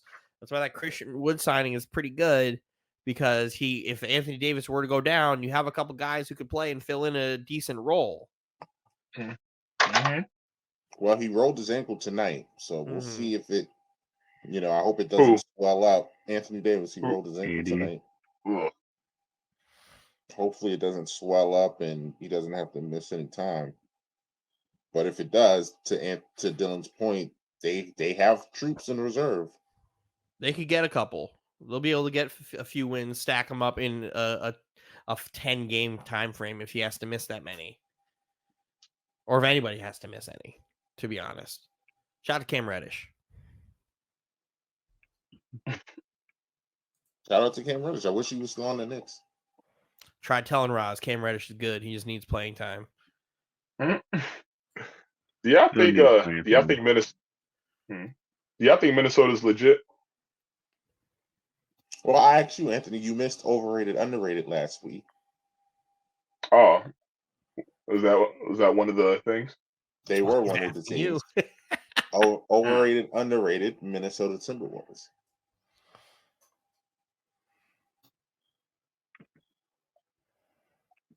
I would say underrated. I think they deserve that one spot. Yeah. I mean, Anthony Edwards, he's basically been the next person up as far as like the superstar and whatnot. And Anthony Edwards is a fucking baller. Especially in the playoffs when he single-handedly just tried to just take a Minnesota team that was on life support and at least give them one game in the playoffs. Like, he just went nuclear, and this season's been no different, And again, like I said earlier, Rudy Gobert is actually kind of playing to his contract, So it's nice to see that. And Karl Anthony Towns, I think they have a really strong unit. And yeah, I don't think this is a fluke. I think they're very much the team on paper, And again, I felt like they should have been like this last year, So in my opinion, they're finally playing up to their potential. This is what you thought you was going to get last year when I told you Denver was going to dog walk them, and then Denver dog walked them. They should have been like this last year. Just wanted to bring up the fact that I told you that they was going to get dog walked. Yeah, whatever. It's a new year. It's the same new year. It's the same. No, it's a new NBA year. All right, and James, trust me. Wait. Before you hold on, if they meet up again this postseason, I'll make the same bet, and I'll put a Will spin on it too. If they meet again, if they meet again this year in the postseason, I'll make the same bet with you. I will. I would love to hold you to that. I would love to hold you to that, but I know you're going to run from it, and this team. I will not run from it. You ain't gonna run. Listen, we can do a tentative bet right now that if it were to happen, we put a Will spin on it. Like right now, handshake. Don't we have a tentative Denver Nuggets Phoenix Suns playoff one too? Not that I'm aware of. Yeah, because you were talking about how you. Well, that was last year, dude. I don't count no more. No. This was going this year. Once they did the Beal trade, and you were doing that thing where you overreact about everything that ever happens ever. But did I make any Will spin bet though? I think we had a tentative bet. So I don't remember. All based on if they meet the playoffs. You said that Phoenix would beat Denver in a 7-game series. Well, I don't think I put anything on it though. It was a wheel spin. Are you sure? That's a notebook, Mike. I'm positive. I don't have that. What Dylan's talking about. I don't have that. I will read the archives for that. Yeah, go back on the archives, see if you can find it. I don't remember saying that. What I was going to tell you, James, was why you before you came on tonight, there were 2 wheel spin bets made tonight. I was listening. I didn't hear the wheel spins, but I did hear you say there's 2 wheel spins tonight and something else. It is going down. What's going on? And it wasn't even me. Anthony, they all approached me. They approached me. I didn't present it. We get a guest on and we just start going crazy. So Dylan and DJ have a bet about the Georgia versus Florida State Dylan, you just said it wasn't you. No, I wasn't presenting them. They were coming to me. They gave me the wheel spins. I didn't say put a wheel spin on. They came to me. So I'm like, okay. You didn't have to accept them. I did. I absolutely had to. College football, James. Georgia versus Florida State in the Orange Bowl. I think it's New Year's Eve. Which Florida team? Seminoles, FSU. Roz's Florida team. Oh my God! What do you have against FSU? Nothing. This was written to me. What is up with you and FSU? I don't get it. This was brought to me. I wasn't going to do anything. I was like, cool, we just keep moving. James, he took Georgia and he took them plus 14. Mike, do you think that's crazy? I'll be watching. Mike's not saying that. He's not trying to say that. Crazy? No, but if you held a gun to my head, I think you're gonna lose. I think they'll probably win by 10. Could they win by 14 or more? Yeah, they absolutely could run them over. You think you want to talk about teams being Florida State's not winning. This is an angry Georgia team, and in college, those angry teams play angry. But I don't know. Florida State's angry too, though. Florida State's on a back quarterback. I don't care. Florida State's angry, and Georgia thought they were going to be playing for the championship, so they might be flat. That's what scares me for you. Because if Georgia comes in there and is like, whatever, we're just going to beat these dudes. They have a backup, whatever. And Florida State's defense comes to play, you could be in trouble. You could be in trouble. I'm not worried. Now I fully expect Georgia to win the game, but like, could I see Georgia winning by like only 10? Yeah, I could see that. A 31-21. I'm expecting a 20-point victory. So there you go. We will see. If that's out of the, if I'm crazy for thinking that, then I'm fucking crazy. But that's not out of the realm of possibility at all. Stop the cap, James. Stop. It's not NFL. It's not NFL. I'll be watching. It's not NFL. It's not NFL. And then Dylan and Anthony made a bet, also shockingly. Where Anthony yelled at me for it. Not me yelling at him. Anthony yelled at me for it. So we have it on tape. That has to do with Brock Purdy. Brock Purdy winning the MVP, right? That's what the bet is. Yep. Brock Purdy. One of the game's best managers. That is. Cam putting Dak Prescott on that list is crazy. Crazy.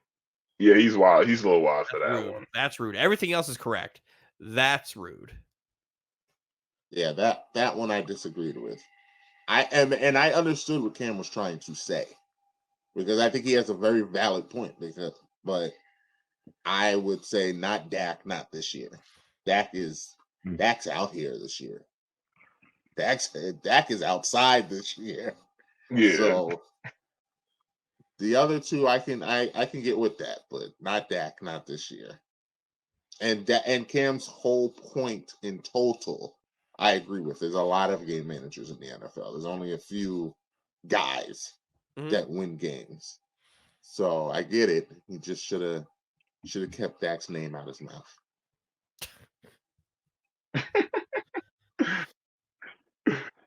Man, season ain't even at the halfway point. And we got Draymond wilding out. My bad. Yeah, we already touched on Draymond, but please let us know what you think about that overhand right that he threw. Man, I don't know. I don't know, bro. I don't know what his deal is. I really don't. He needs to figure it out though, because when you get suspended, those are they you don't get paid, right? As we figured out last a couple pods ago with me, Dylan, and Mike. So I don't know, man. I feel like those suspensions is taking a toll on him. Isn't he getting gray? Yes. I saw that too. I'm like, yo, we getting a little old. Getting a little stressed out. Yeah. He may need to just hop on the TNT route and just stay on inside the NBA. He gonna be there soon. He's not at the point where he should, because he's still serviceable. Now, where out of that his identity is only the Warriors, because obviously that's the only team he's played for. But I don't know where he would fit in, because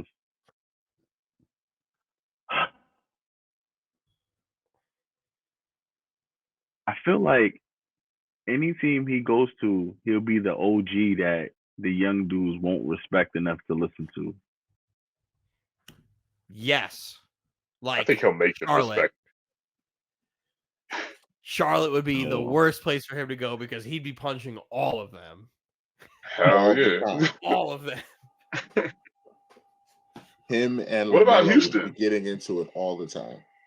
I think would love him.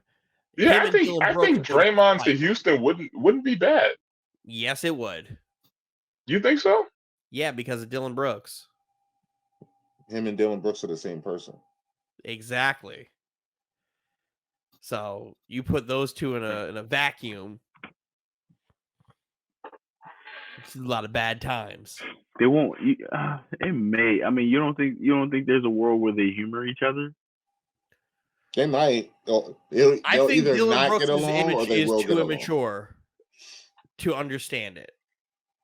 I think Draymond would try to do it that way, where Dylan Brooks might take something too serious. I can see it. I think Ime would love it. No. Ime would love it. I would love. This sounds so bad. I would love to see him with Monty and Cade because I think Draymond would make Cade better. They've lost 21 in a row, Dylan. Again, they are the worst basketball team I think I've ever seen in my life. They are the worst basketball team of all time. I will say this every week. I will say this every week. They are the single worst basketball team to ever step foot on a basketball court. And the only reason... Did the Spurs beat the Lakers tonight? No. They lost by a bucket. And James, the only reason we're not flaming Anthony every day because the Spurs have lost 18 in a row is because Detroit has lost 21 in a row. Oh my God. Detroit has the single best promotion going on where it's like, hey, after every Detroit Pistons win, Wingstop's giving out free wings and nobody's getting free wings. Wingstop is just sitting there just like this is the best. This is gonna be like when the Browns didn't win a game and nobody was allowed to have Bud Light until they won a game. Yes. It's when the Pistons finally win a game that Wingstop is gonna be smacked. You're gonna have players showing up to that Wingstop. We want our free wings too. Gotta play the long game, but yeah, single worst basketball team I've ever seen in my life. The single worst. I've never seen a worse basketball team than this Detroit Pistons team. Monty Williams should be ashamed. That whole organization should be sold. Get it out of the Little Caesars Arena. They're playing like they Little Caesars is the only thing they should be fucking eating. The way they're playing that dog shit pizza. No, it is that bad. Yeah. Oh, man, dude. Yo, these motherfuckers are 2-22. God damn. Name me a worst team ever. Excuse me. Your Spurs are 3-20. So stop it. And they're better than the Pistons. They're better than the Pistons. That's still one more win, Mike. Every week I see Pistons fans on Twitter really say we may not win another game.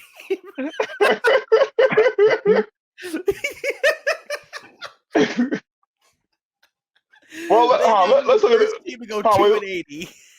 Well, let's look at their upcoming games. They're at Philly tomorrow. That's a loss. They're at Milwaukee. That's a loss. They're not winning that. At Atlanta. They're not winning that. Home against Utah. They may win that one. That's winnable. Okay, then they might win a game this month. That's winnable. Atlanta and Utah are the winnable, even though they'll probably lose both. But Detroit can't shoot, so they can't play defense either, though. Yeah, exactly. Right. Exactly. All you have to do is pack the paint. Like that's it. They have the worst spacing in the NBA. Their stretch big is Isaiah Stewart, and he is not great. He's the Incredible Hulk. The Incredible Hulk, but they let him shoot. I think he's the most efficient 3-point shooter on that team, and they let him shoot. Wow. That's like, how do you have that where it's like he's shooting like I think high 30s for 3-point percentage, and all of them are wide open. They're just letting him shoot. Like that's insanity. You know what's also insanity, Dylan? LeBron James. I would say Nick Claxton hitting the 3 today. LeBron James and the Los Angeles Lakers winning the in-season tournament, the first ever in-season tournament, by beating the Pacers on that in Vegas, and in a pretty good game. I'm sorry to interrupt you. Isaiah Stewart's shooting 37% from 3.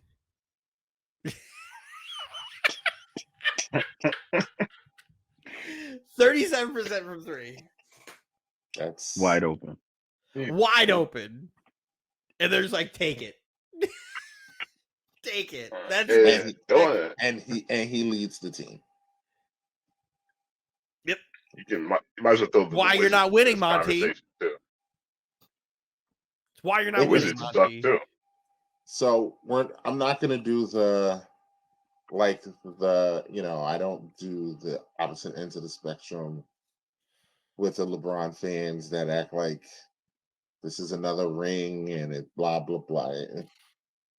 It does add to his legacy because he's the first one to win this, and he won the MVP, and the fact that he is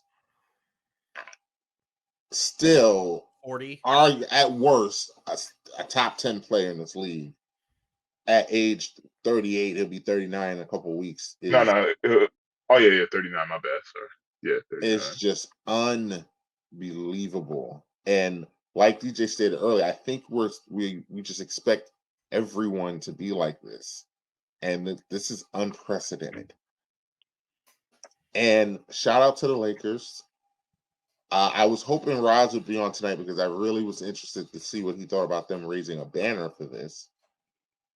You know, he hated it. But I also think I think the NBA has something to do with that. But yeah, that's absolutely NBA. The only way that banner is getting hung up is because the NBA is trying to legitimize this. The NBA is trying to legitimize this tournament. So I think that may also have something to do with it. Because I was very curious. Because with the Celtics raise, the Lakers have generic banners. The Celtics banners are just awful. The Celtics raise every banner for winning divisions. Yeah, I was just in their arena, and I will say it is a sight to see when you look up and you see on the Celtics side just all those banners. You look over at the Bruins side, but the Celtics side is crazy. So I was just in-season tournament. So now that it's over, we saw the rules, we saw how it played out, we saw the terrible ass courts.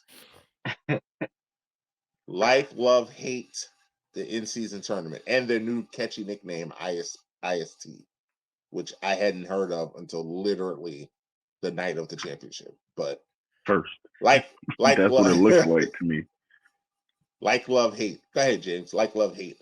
IST. I guess I like it. I mean, I hate the fact that it just looks like first. It looks like one ST. But I mean, it's just an acronym. They probably will come up with something eventually to shorten it. Someone will call it and nickname it or something like that, and that's what it'll become. But as of right now, I mean, I guess I like it. It ain't going nowhere. It is not going anywhere because the ratings were very good for that game on Saturday. So we will definitely be seeing this again. We'll be. They got to do a better job of explaining it though, because till this moment, I didn't understand what the scores meant for the other games compared to the other teams that would matter at the end and all that stuff like that. Don't know. I didn't understand it, and as many times they try to play that Richard Jefferson clip, it didn't stick with me at all. So they got to do a better job of explaining it. Mike, stop it. It was convoluted. They did I don't fully understand the seeding aspect of it because there was 4 teams in the Eastern Conference who only lost one tournament game, and we're just okay, so we can't be in. It was the Knicks because the Knicks had the greatest. The Nets too. The Nets only had one tournament loss, but the Knicks had a better point differential. Yeah, they need to really break it. They need to break it down better and really cover it on that part. Be like, hey, we're talking about the tournament. This is what happens. This is why this is happening. Explain it. Well, I mean, Dylan, that literally was the tiebreaker. Was the Knicks had the best point differential? It's head-to-head and point differential. So let Ernie Johnson explain it, and I'll understand it. If you let let Ernie them do the explain it, crossover broadcasts more. that was the best part of this whole thing. That you want to get more eyes on it, you get Stephen A. and Wilbon on Inside the NBA more, and it's gonna be great because it was great seeing them not in this super like, or Wilbon at least to be in this not in this super serious. I can't joke around. I gotta be like really doing my job, and it was really cool to see Stephen A. just embrace the insanity. That's what it was, and it was hilarious. It wasn't. It didn't seem like he was like overly produced. He was just like, hey, just roll with the punches, and he's like, okay, let's have fun. Pure comedy. Also, Charles and Stephen A. was great. What do you guys think about the Kevin Hart and the Plastic Cup Boys thing? So I didn't see it. I wish I knew that they were doing that because I would have tuned in because they're hilarious. I don't know if you guys notice I'm gonna actually low key plug their show, but they have a show on Sirius XM that they do like 3 days a week, and it is hilarious. And I known that they were doing basically the Manning cast of it, I would have definitely been locked into that. The only thing I saw is when Patrick Beverly tried to get Kevin Hart to talk about Josh Giddey, and Kevin Hart was like, "Yeah, I have sponsors. No, you want to talk about it? You want to talk about it what off else air? I'm good at is deflecting, so we're gonna move on." Kevin Hart has a new special on Netflix too with Chris Rock. Yes, he does. Yeah, it just came out this week. I'll be watching that at some point this week. Definitely. Yeah, his interactions was pretty good. Yeah, they just across the board, I feel like they just need to do better as far as like explaining the scenarios and how it works, and as well as keeping us informed with what's going on. Because the most news that was presented was the crossover with Stephen A. and the TNT cast. That was the most exposure I saw. I didn't even know Kevin Hart was going to be on there doing his cross examinations while the game was going on and having guests, because he had Patrick Beverly, he had Stephen A., he had Richard Jefferson, he had a bunch of people on there just like tuning in, talking to him while the games was going on. But like, it just got, I mean, obviously it's the first go round, and I feel like it'll get better because, like I said, I don't think this is going anywhere. But yeah, they just gotta do better. Change the damn courts. Looks like don't do the colored courts again. Yeah, all of it will get better. I feel like all of it will get better. Just do the court where you put the NBA Cup on the thing, like the 2010 NBA Finals. Yeah, where all just the courts had the Larry O'Brien on it. Just do all the courts with that. Do a regular court, but with like some in-season cup, logo in the middle. Like, just do that. That's all you got to do. All that whole colorful stripes and this and that, like, it's just too much, man. Well, I can tell you because Adam Silver was on the Pat McAfee show, and he likes the colored courts. Of course, he felt like they didn't give the teams enough time. The teams didn't really have any control over the courts. Like the NBA kind of was like, "This is what it's going to be. Make it happen." So he said next year the teams will have more input on the courts and the colors and how that will work and look. So I think next year the courts will be better because the teams will have more control. They'll be able to line it up with the jerseys. Do the better. whole off season. They had a whole off. They explained this to us. I'm telling you what Adam Silver said. I'm telling you what Adam Silver said. I said right now, there was not a single court I like. He said they could get sponsors for the, like how the Nets have do the courts for them, and that's what he's hoping that this turns into. So, yeah, I did not like all the courts either, Anthony. I didn't mind the Knicks court. I didn't mind. Well, I liked the Knicks court more than I thought I would because I thought that orange was going to be hideous, but it wasn't. It wasn't.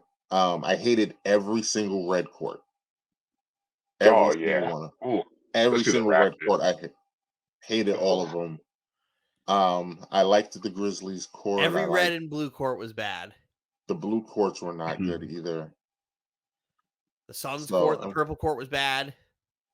Yeah, the Suns court was hideous. Oof.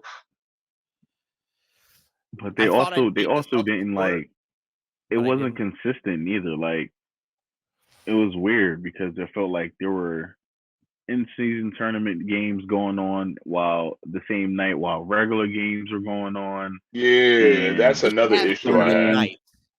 They should absolutely have tournament nights. Yeah, they need to have just strictly tournament night. That's it. Tournament night needs to be promoed. You need to know about it at the beginning of the week. Like, just I think we all agree that there's potential for this tournament. No one's saying it's bad. I'm not saying it's bad. I'm just saying I need to see another year of this, to Get a really make a TNT judgment. game and a ESPN game, or TNT night and ESPN night for tournament games. Yeah, Preferably full on coverage and everything. Wednesdays and Fridays, Yeah. and do it that way. Like, there's ways to do it better, and then ultimately finding out like a real prize. Besides, It's just got to be more money. I would say the money made So, them like, play, though. I don't think it made for the them one. did. I don't think it made him go. I think being the It first did. one made them go. Yeah. $500 is not going to move LeBron James. 500. It might as well be. 500. I mean, 500,000. My bad. It's not going to move LeBron James. What is 500 grand to LeBron? What's that the money equivalent to us? Was it like $10 to us? You listen to him because that last player on the Lakers bench, that 500,000 was 45% of his salary. So it was a big deal for him that the Lakers won, and that's why all those bench players were so into it. Because but how do you make it so everybody's into it? How do you make it so the stars who are making 20, 30, 40 million a year, how do you make it so that they're into it? The better this does, the higher the prize money. Because if you're Jaylen Brown and you're making 60 million a year, 50, 60 million a year, how do you care about 500 grand?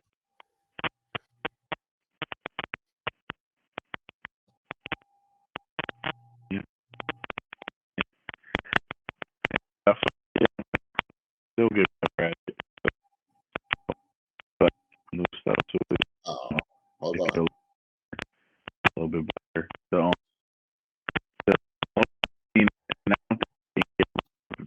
The more James. Yeah, I don't know. I feel like I don't think they can change the fact that they're gonna have multiple games in the same night that aren't tournament games, because the season has to continue. They have a schedule to attend to. They just will have to clean it up some way somehow. And also like things that's affected by that, like us being in fantasy leagues and stuff like that, they gotta have these games still going. So they're gonna figure something out. Just like Anthony said, I feel like they're gonna figure it up. So we'll figure it out. We'll see how it looks next year. No, I definitely do think they can make specialized days for the tournament. I think it's possible. Like, even if it's just one day, like where it's just like, okay, this is tournament day, like Wednesday nights, or do it on Saturday, something, I think they can. I think they can make it more. There's a lot more ways they can do to make it organized. I think the hardest part is the incentive part. I don't think the scheduling more so is going to be an issue. I think it's more so the incentive part. Like I said, I think personally, you got to find a way to make it at least probably like what, 3 to 5 million. It's got to be something in that range. You got to make people want to get up and say, hey, even if you're a star player making 20, 30 million a year, 3 to 5 million, that's still something for that type of player, Mm-hmm. All right. That's a lot of money to try to account for. It is. That's what I said. They've got to do better. I mean, the NBA is, they have money. The money is the least of their problems, especially with their new deals that they keep signing and everything. They're good to go, man. We want to get out of here with I'm Him, or do we want to talk about Dylan's favorite player having a career night? live tonight. Oh yeah, 64, Giannis. And then somebody stole the ball. Couldn't have happened to a worse person. Did you see the clip I sent to the chat? I did. That's why I'm like, how are you gonna sit there and drop an elbow into Tyrese Halliburton's chest, act like you ain't do nothing about it, and then go to give him dap after? Motherfucker, you saw him and went, Yeah, like, he we know what the absolutely fuck you did.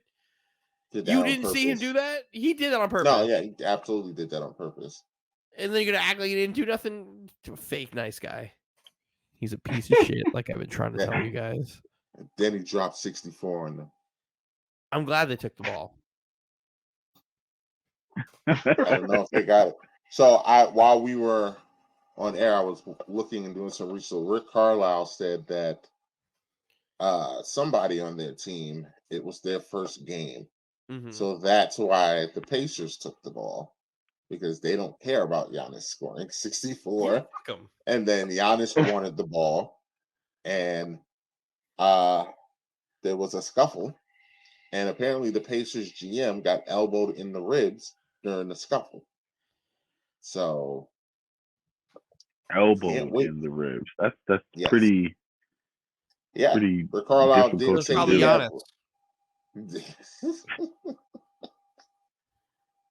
So I don't know Pretty if and difficult to when. do. Actually, I can absolutely tell you if and when these teams play again. I know in the two games that they played, Giannis has scored 50 and 64 against the Pacers this year. So I suggest the I Pacers. like it. Make it a rivalry. Tyrese Halliburton, bust their ass. Forget that. They better figure out how to play some defense. Because Don't kiss 50, the rings. he's got over 100 points in 2 games against them. Don't be intimidated. Fight back. They got 1 loss and 1 win. It worked before. They'll figure it out. And these two teams play on January 1st at 8:00. Great. And then they play on January 3rd. Be there. Back-to-back nights. Back-to-back games. So Great. And then they don't play again for the rest of the season unless they meet in the playoffs. So January 1st, be there. That's going to be fun. That should be fun. That game is in Milwaukee. The January 3rd game is in Indiana. So,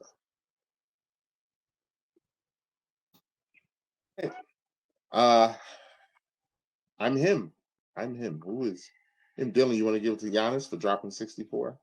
No? Absolutely not. Absolutely not. What the fuck you think this is?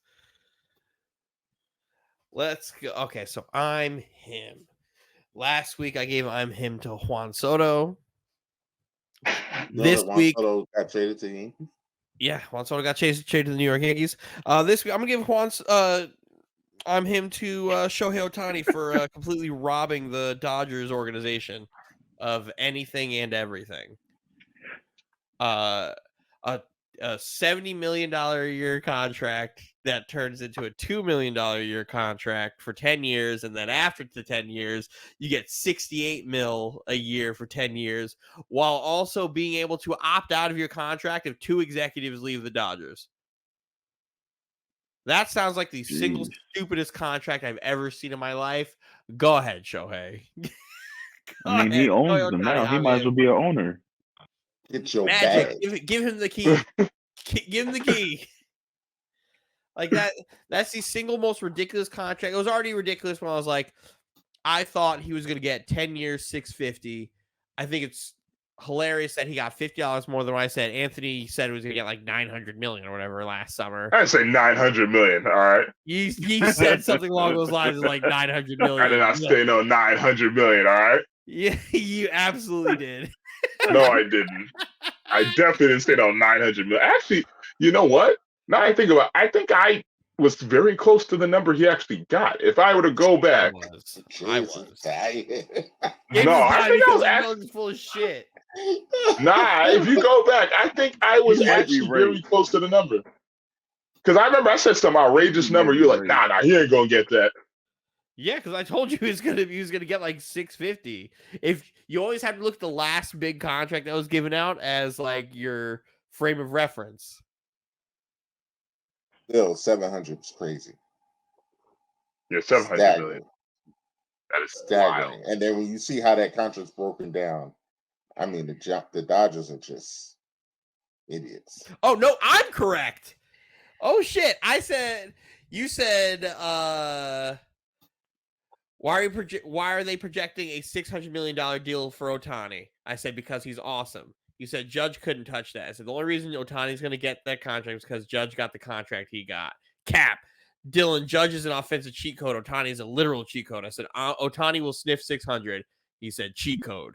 I said because the next star who hits free agency will demand 700. And here we are. I will check. Your final guess was 650. Your final guess was 650. Here we are. I quoted it. Your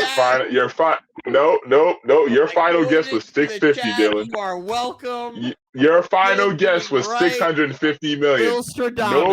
No, you weren't. Your final guess was 650 million. All right, you were off by 50 million. Off by 50 million. Because the next star who hits free agency will demand 700. But you also said 650 million. You said he was going to get 650 million. Here we are.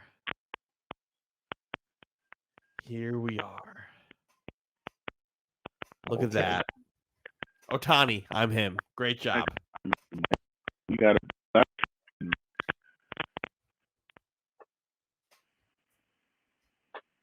Anthony, who do you have for I'm him? Well, Dylan took mine. I was going to say Ohtani, but I have someone else in mind. Tommy DeVito. I'm him. I was about to say Aiden O'Connell. No, hell. Aiden O'Connell. You said at one point Aiden O'Connell was the second best quarterback in the rookie class. Yeah, and now what's today? Today's December 14th. Yeah, it's a new day. But anyways, yeah, Tommy DeVito's I'm him. Like I said, I love what he's doing for the Giants. Three straight wins, back in the playoff picture. You know, I know obviously that doesn't mean much to some people, but hey, I like the football he's been playing, man. He's been playing clean football. He's making smart decisions. He had over 70 rushing yards. He had a beautiful touchdown pass. He's been playing really well, you know. So I'm interested to see what the Giants can do at the end of the day. You know, again, they got the 2 games with Philly coming up. I really do think they'll take at least one of those games. And again, I think next week they have the Saints. Saints are ass. All right, so hey, I give I'm him to Tommy DeVito.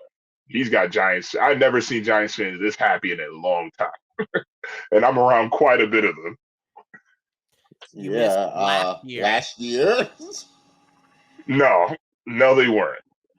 They were in the playoffs and won a playoff game. Every Giant. Did you see them when the Eagles throttled them? Do you know how depressed they were?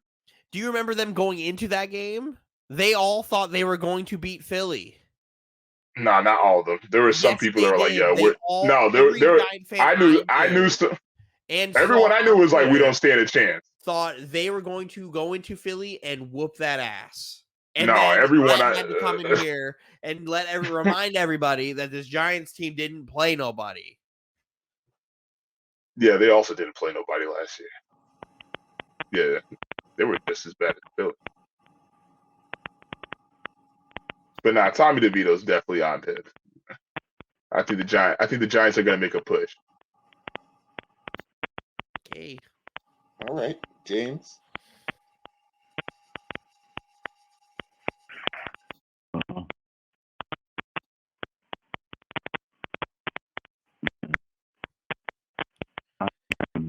Ready? Okay.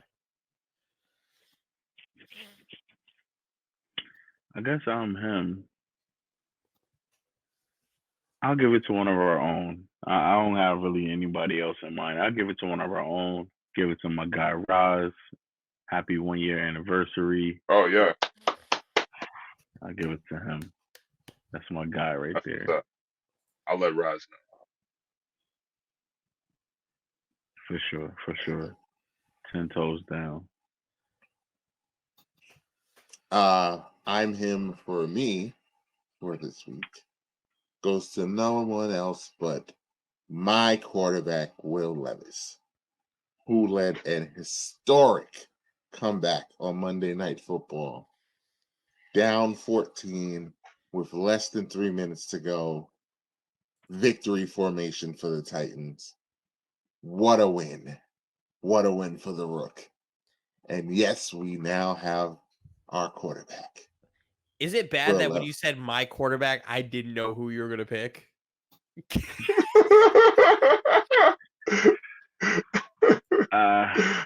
He ain't lying. Well, I said Tommy DeVito already. Doesn't mean he couldn't have picked Tommy DeVito. Last week, me and James picked Juan Soto. It's not Tommy DeVito. It's my quarterback. Tommy Cutlets. What a game by Tennessee. Tighten up. If the Titans and Giants faced off in the Super Bowl, who are you rooting for? Nobody. He's rooting for a good time. Yeah. Nobody wins. He's literally said that, Anthony. That is hell for him. He would hate for that to happen. I would love for that to happen. What are you talking about? Because he would just he'd be wearing two jerseys, so when one team is losing, he takes it off and has the other team underneath it. No, I'm gonna literally pay for a split jersey from him. Anthony, I'm glad you're seeing this in real time. You asked me who I would root for, and with no hesitation, I said Tennessee. And both of them just act like I did not even say that. Like, when you watch that back, you're gonna see that the microphone didn't real what you said. That's cap. In real time.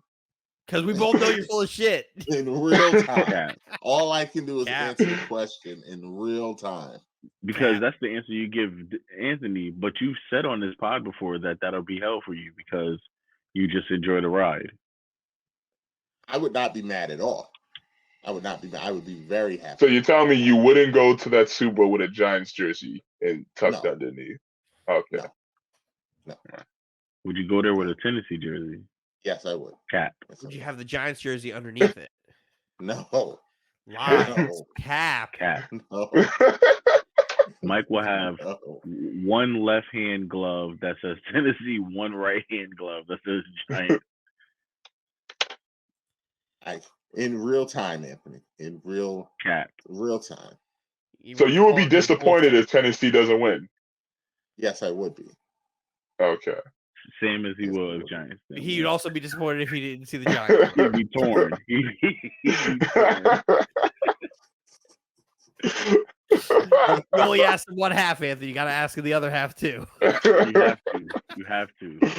This man put 3 teams on Monday. Oh my God! What a wonderful night! Nasty work. Oh God, I was dying when I saw that. You can't do that. Where's the line? Nasty work. Where's the line? That's nasty work, Michael.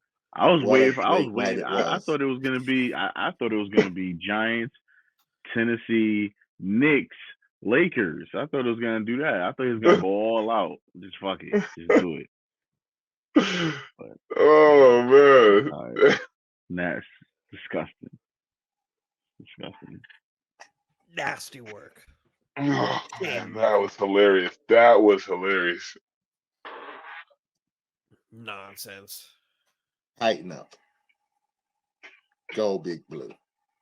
That's all you need to know. I've got my quarterback. You need to be stopped. You're a fucking menace. Follow us Arkham on Asylum. all. Right next to Alex Jones.